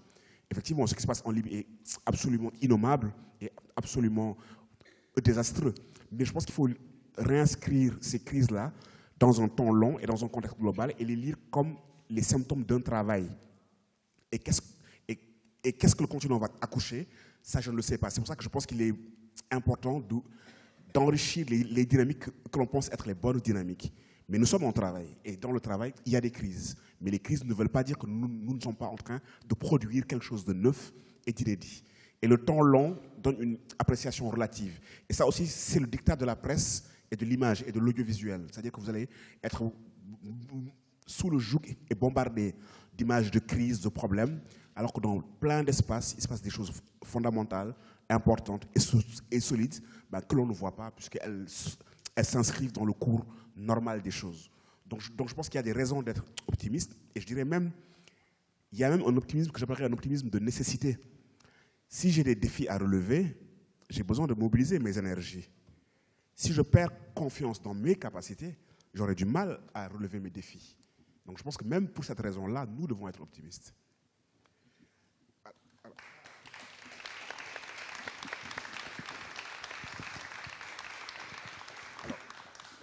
sur la question de la langue, je n'ai pas bien saisi. En fait, est-ce que l'idée c'est de reprocher à Amical Cabral d'avoir dit que la langue portugaise était un héritage important? Est-ce que c'est ça l'idée?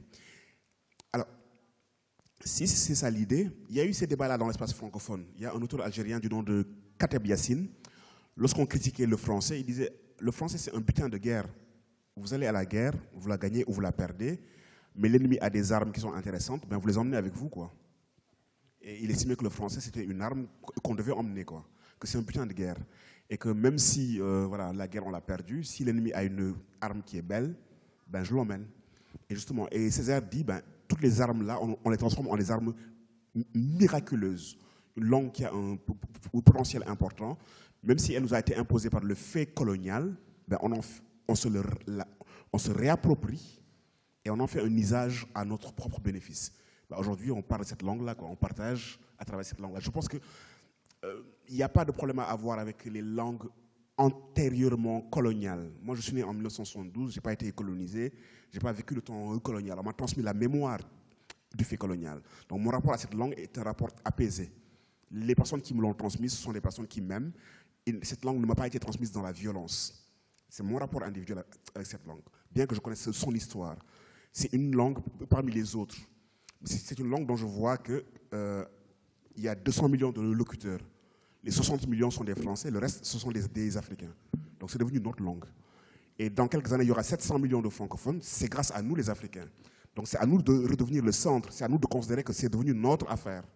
Que c'est comme ça l'histoire des langues. L'histoire des langues, il y a le fait démographique qui fait qu'une langue naît quelque part et d'autres peuples se l'approprient et en font leur langue. Donc nous devons la prendre et la mettre dans notre besace comme un butin de guerre. Maintenant, c'est à nous. C'est fini cette histoire-là. C'est plus leur langue, c'est à nous et on en fait ce qu'on veut.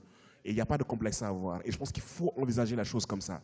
Et la rencontre, même si elle est violente, la rencontre coloniale a été violente, mais toutes les rencontres font progresser l'esprit humain. C'est ça le problème. Une rencontre, elle est violente, mais après la rencontre, il y a une accélération, il y a une croissance de la maturité de l'esprit humain.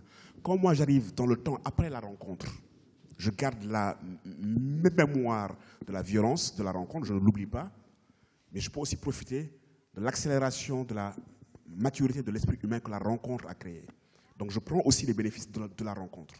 Et dans les combats que j'ai à mener, ben, je prends toutes les armes. Et celles-là aussi, donc, je les prends. Donc je pense que là aussi, on doit avoir un rapport absolument décomplexé avec ces langues-là et considérer qu'elles sont devenues nôtres. Que c'est des éléments de plus. Et plus on parle de langue, plus on est de monde, plus on est pluriel. Et c'est tant mieux. Donc je parle et le sérère et le wolof, mais je parle aussi l'anglais et le français et un peu d'arabe. Et je vois bien ce que ça apporte dans mon regard sur le monde.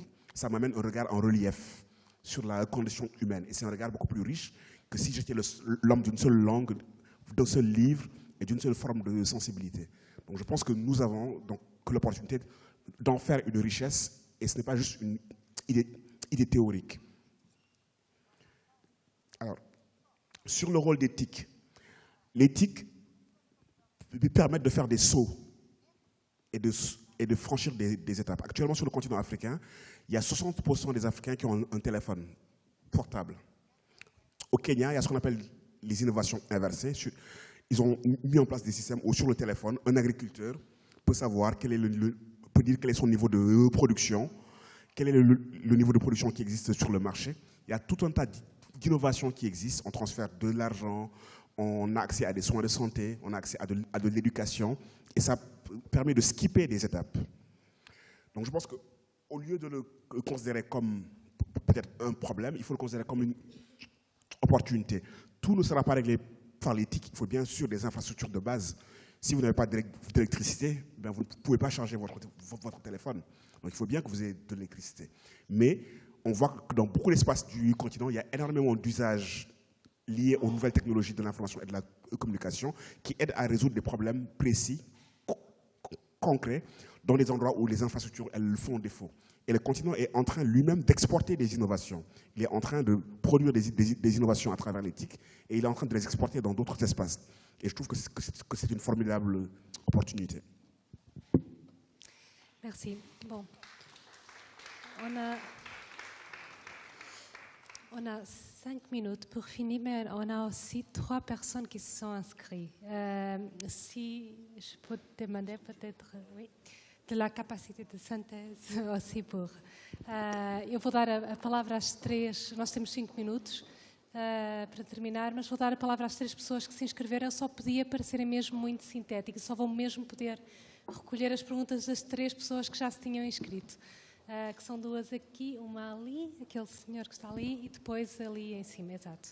Já não vai ser possível, peço desculpa. Peço mesmo para serem assim o mais breve possíveis, mesmo.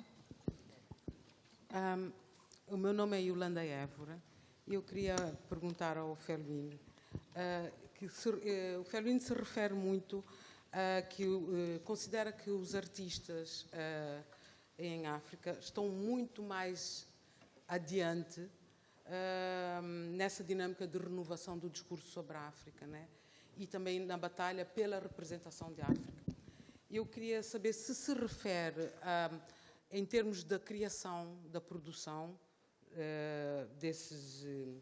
Se considera que é porque tem uma produção mais descomplexada, não é? Se formos comparar... E um distanciamento também em relação aos jogos políticos, né? Que me parece que os intelectuais e os académicos estão mais dependentes disso. E se considera que... se isso é um processo que continua a haver agora, ou se acha que os académicos estão a conseguir aproximar-se dos artistas, né? E uma outra questão bem rápida é assim, que o Felwine é muito atento também às dinâmicas e de produção, né, na Ásia também, além da América Latina. Eu queria saber se vê nessa produção na Ásia também algo que tem a ver com ruptura epistemológica ou se é alguma outra coisa. Obrigada. Agora ali para cima, ali, exato. E depois do outro lado. Bon, je vais essayer de parler un peu en français, donc ça va vous aider un peu. Tout d'abord, je remercie beaucoup M. Sarr pour être là, je suis admiratif. Et ma question concerne en fait l'histoire et la mémoire. Donc, que fait-on de l'histoire et que fait-on de la mémoire dans ce projet de réinvention de l'Afrique? Récemment, on a en ce moment-là les élections présidentielles en France et on a un certain monsieur Macron qui a parlé du colonialisme comme un crime contre l'humanité. Bon, on était étonnés quand même. Mais aussi, si je peux faire un parallèle, parce que récemment, le président portugais était au Cap-Vert et aussi dans l'île du Gorée. Et bien que c'était le premier président à visiter l'endroit, il a dit quelque chose comme quoi le Portugal a déjà demandé des excuses par rapport à l'esclavage, etc. Et ma question, en fait, concerne l'Afrique.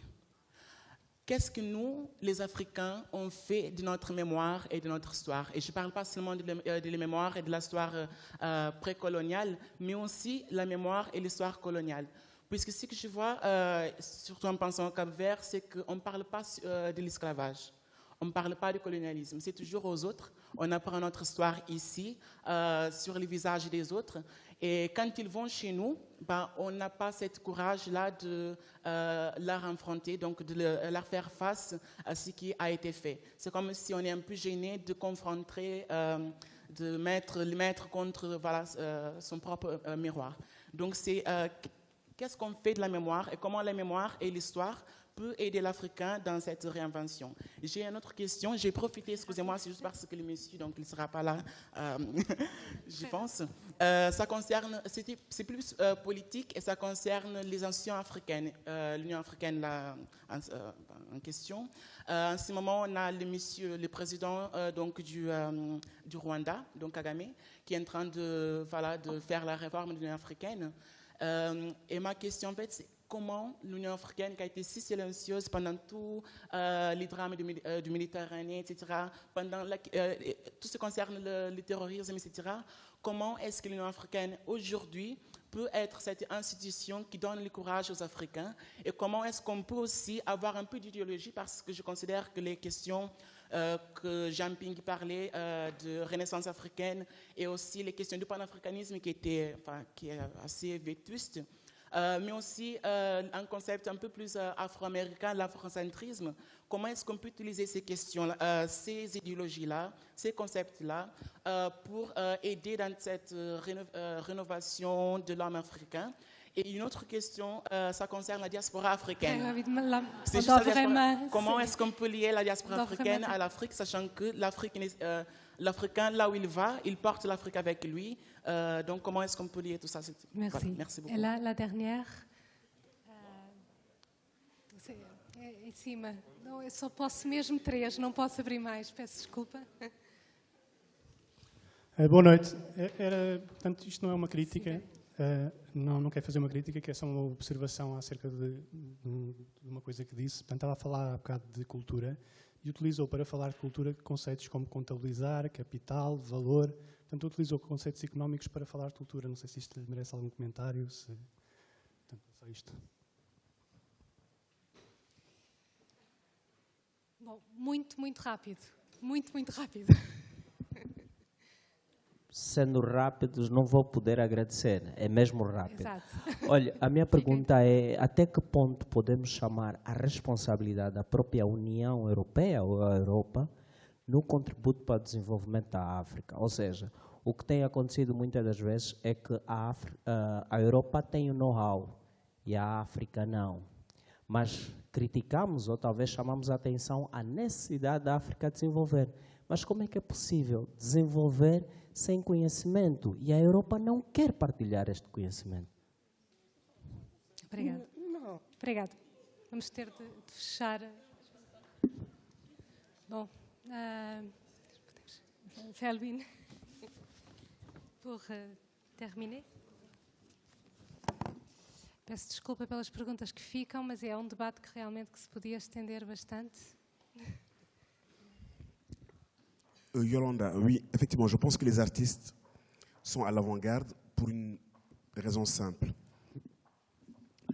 Si on regarde peut-être le continent africain, peut-être j'en profiterai pour répondre à la question de la culture, c'est que s'il y a un espace où sa puissance de dissémination et d'irradiation est restée pleine et intacte, c'est bien l'espace des arts et de la culture.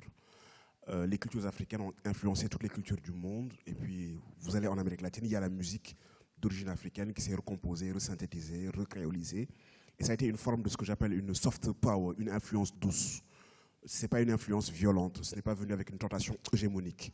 Si vous écoutez les musiques, c'est intéressant comme l'archive musicale, elle est intéressante, parce que c'est un espace où se rencontrent les cultures sans tentation de se dominer. Et que le seul critère est la beauté et l'harmonie et la richesse de l'expression sensible.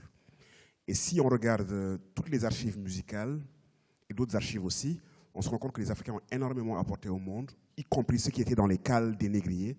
Et lorsqu'ils ont débarqué dans des territoires, ils ont emmené avec eux leur rythmique, le temps, le contre-temps, leur musique. Et des siècles plus tard, cette archive est restée. Ce que je trouve intéressant chez les artistes contemporains africains, c'est que ça fait des années qu'ils explorent le renouvellement des formes nouvelles pour dire le réel qu'ils sont en train de vivre. Et ils sont dans des processus de synthèse. Ils sont dans des processus de synthèse qui empruntent à des éléments divers. Et dans ce que j'appellerais une synthèse décomplexée. C'est-à-dire qu'il n'y a pas de problème ils n'ont aucun problème à emprunter des éléments issus d'ailleurs, dès l'instant que ces éléments servent leur propos. Et si vous observez leur production, vous vous rendez compte que ces productions, elles reflètent les dynamiques du continent. Le continent est un continent qui est aussi un espace de synthèse. Le continent est un continent qui invente des formes. Ben, vous regardez juste un individu, comment il est habillé dans la rue, il aura un jean, il aura une chemise africaine. Si c'est une femme, elle peut avoir un voile dessus, elle aura des baskets. Vous avez là, rien que dans le port, une synthèse de différents éléments de culture, de différents univers de référence, de différentes temporalités. Rien que la mode, si vous l'observez, elle dit ces synthèses-là. Elle dit la production de quelque chose d'autre avec des éléments que l'on a dans le temps synchronique et dans le temps diachronique. Et si vous observez les artistes africains, ils ont déjà eu ce discours. Ils sont largement en avance par rapport aux intellectuels qui ont mis du temps à décoloniser les épistémés, à aller chercher des éléments de langage, de pensée, de concepts en dehors de l'académie. Et je dirais même que le continent africain, il ne se dit pas dans ses universités. Il se dit dans ses rues, il se dit dans la manière d'habiter le temps, il se dit dans des espaces en dehors des espaces académiques. Et le problème que nous avons, c'est de ne pas réussir à le lire en dehors de l'académie et des concepts académiques, de ne pas réussir à lire nos rues, de ne pas réussir à lire nos villes, de ne pas réussir à lire la production de nos artistes. Et si nous les lisons, nous verrons le discours que le continent projette sur lui-même. Et là, je trouve qu'il y a un travail que peut-être les intellos doivent faire pour se rapprocher des artistes et se rapprocher des archives artistiques et les considérer comme des archives qui sont des archives importantes et valables. Et donc ça, je suis entièrement d'accord avec vous. Alors, l'Asie, ce qui m'intéresse dans l'Asie, surtout dans un pays comme le Japon, c'est que voici un pays qui, à l'ère du Meiji, a opéré sa transformation. Il s'est dit, OK, je vais aller chercher la technologie dite occidentale, je vais l'intégrer dans mon organisation sociétale, parce que j'ai perdu des guerres, il faut que c'est comme disait Cheikh Hamidou Kane, il faut que j'aille apprendre l'art de vaincre sans avoir raison, ou l'art de lier le bois au bois. Donc elle a intégré la technologie, mais elle n'a pas perdu son identité profonde japonaise. Et c'est ça que je trouve intéressant dans des villes comme Kyoto, où on voit que le Japon ancien est là. Vous allez à Tokyo, le Japon ultra moderne est là, et il n'empêche pas que le Japon ancien est là. Vous avez les temples, vous avez le bouddhisme zen, vous avez le no, vous avez le théâtre japonais, vous avez une culture traditionnelle ancienne qui produit sens et signification et qui est là et qui a su articuler avec les éléments d'une modernité. Vous lisez la littérature japonaise, vous voyez que ces auteurs arrivent à articuler les deux mondes. Et ça, je trouve ça intéressant comme synthèse réussie. Et je pense qu'il y a aussi des exemples à aller chercher là. Alors, les questions que tu m'as posées, elles sont multiples, diverses et difficiles. Je vais essayer d'être synthétique. Ce que je vais faire, c'est que je vais juste être sur l'histoire, sur la question de l'histoire et de la mémoire. L'histoire, elle se déroule. Okay? La mémoire va chercher des éléments de l'histoire pour articuler un discours. La mémoire, ce n'est pas l'histoire. C'est pour ça que la mémoire est un enjeu fondamental. La mémoire est un lieu de dispute, mais un lieu de dispute qui fait sens. Et c'est important que nous ayons ces lieux de dispute-là. Il y a eu le fait colonial, la mémoire que j'en ai, elle est celle-ci, et Emmanuel Macron ou un autre candidat français va dire qu'ils sont venus partager leur culture, François Fillon. Alors, il n'en a pas la même lecture. C'est un lieu de dispute et il en donne un autre sens. Pour moi, la rencontre a été absolument désastreuse. Je reprends les termes de Aimé Césaire. Elle a été absolument désastreuse. Et pour lui, c'est un espace où ils sont venus nous transmettre tranquillement leur culture. C'est pour ça qu'il faut que nous menions cette dispute-là. C'est-à-dire qu'il ne faut pas que l'on nous violente deux fois. Qui est d'abord la violence du fait colonial et qui est la violence de la non-reconnaissance du fait que c'était un fait extrêmement violent. Même si, avec le temps, la violence physique a disparu, mais les stigmates sont là, elles sont dans le psychisme, elles sont dans le mécanisme, elles sont dans les processus d'aliénation. Nous nous relevons tranquillement. Je pense qu'il faut que nous acceptions qu'il y a un temps de la résilience et qu'on ne se lève pas d'une violence coloniale du jour au lendemain.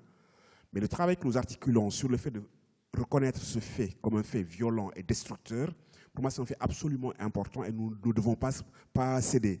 Parce qu'il y a encore des tentatives de négationnisme et de révisionnisme dans les discours.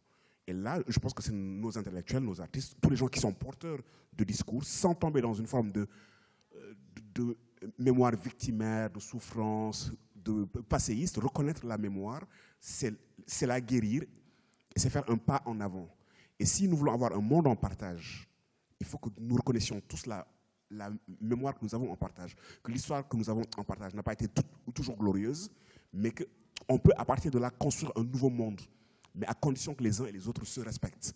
Et ce respect-là, nous ne devons pas le souhaiter, nous devons l'exiger. Le respect ne se demande pas, il s'exige. Donc là-dessus, je pense qu'il y a des réponses claires, précises à apporter là-dessus. Et donc rapidement, sur l'Union africaine, je pense que c'est une institution qui est problématique et qui doit opérer sa mue. Et c'est bien que Paul Kagame essaie de s'en occuper d'un point de vue organisationnel, mais ce n'est pas une institution qui est leader au plan des idées. Mais nous avons besoin de créer des fictions fondatrices. Nous avons besoin de produire des utopies mobilisatrices. Le panafricanisme, la Renaissance, que sais-je, peu importe les termes, mais il est important que nous ayons des horizons de sens et que nous produisions des horizons de sens et que ce soient des projets qui nous émancipent. Et je pense qu'il est souhaitable que cet espace-là soit un espace de cette nature-là, mais je pense qu'il y a d'autres lieux qui peuvent être aussi des lieux de production d'utopie mobilisatrice. Et ça, c'est absolument fondamental pour la marche des sociétés humaines. Alors, comment responsabiliser l'UE? Je ne suis pas d'accord avec l'idée que l'Europe a le savoir-faire et qu'elle ne veut pas le transmettre. Déjà, peut-être l'un des biais dans lesquels nous devons sortir, c'est de considérer que le savoir technologique est un savoir européen. C'est un savoir humain. À un moment donné, il y a eu une révolution technologique en Europe. Comme dans l'Antiquité, il y a eu des révolutions technologiques dans l'Égypte antique. Il y a eu des révolutions en Chine. Et puis le savoir humain a migré dans différents espaces. Et quand les conditions étaient réunies, absence de guerre, économie florissante, plusieurs chercheurs dans un espace, il y a une révolution qui est née. Et on peut lire les conditions historiques d'une révolution scientifique. Mais le savoir humain est une coproduction, est une co-construction de tous les êtres humains. Aujourd'hui, vous allez dans les laboratoires les plus sophistiqués dans le monde, aux États-Unis, vous avez des chercheurs asiatiques, africains, amérindiens, européens, et c'est une co-construction de tout le monde. Donc ce n'est pas parce que l'Europe a une avance technologique et qu'elle a été l'un des foyers qu'elle est propriétaire de ce savoir-là. C'est un savoir humain, et puis à ce titre, nous devons nous l'approprier, tout simplement. Je veux dire, il n'y a pas aussi... Et ne plus être dans un rapport d'extériorité. Ce n'est pas le savoir des autres que je vais chercher, c'est le patrimoine de l'humanité dans lequel je vais aller puiser pour mieux organiser mes espaces de vie et mes espaces de société. Donc je vous remercie. Merci beaucoup.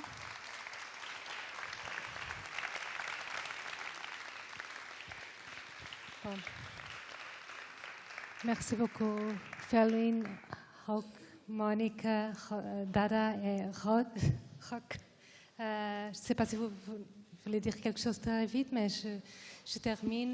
Je garde beaucoup cette idée de l'optimisme de nécessité en tant que mobilização de energia. C'est une image très forte. Passar para português, obrigado por terem ficado até agora e por todo este debate que foi muito rico também com as vossas questões. Convido-vos a vir assistir a partir da manhã, entre amanhã e sábado, à peça Diálogo Direto Kinshasa Lisboa, na qual, enfim, há outra forma de exprimir algumas das questões que foram tratadas aqui, e depois os debates vão retomar em maio com algumas destas questões, mas na perspectiva do território da América Latina e todas estas questões indígenas que há pouco foram mencionadas, vão voltar no dia 5 de maio, o programa já está online, portanto podem ver. E pronto, agradeço a vossa presença e tenham uma boa noite. Obrigada.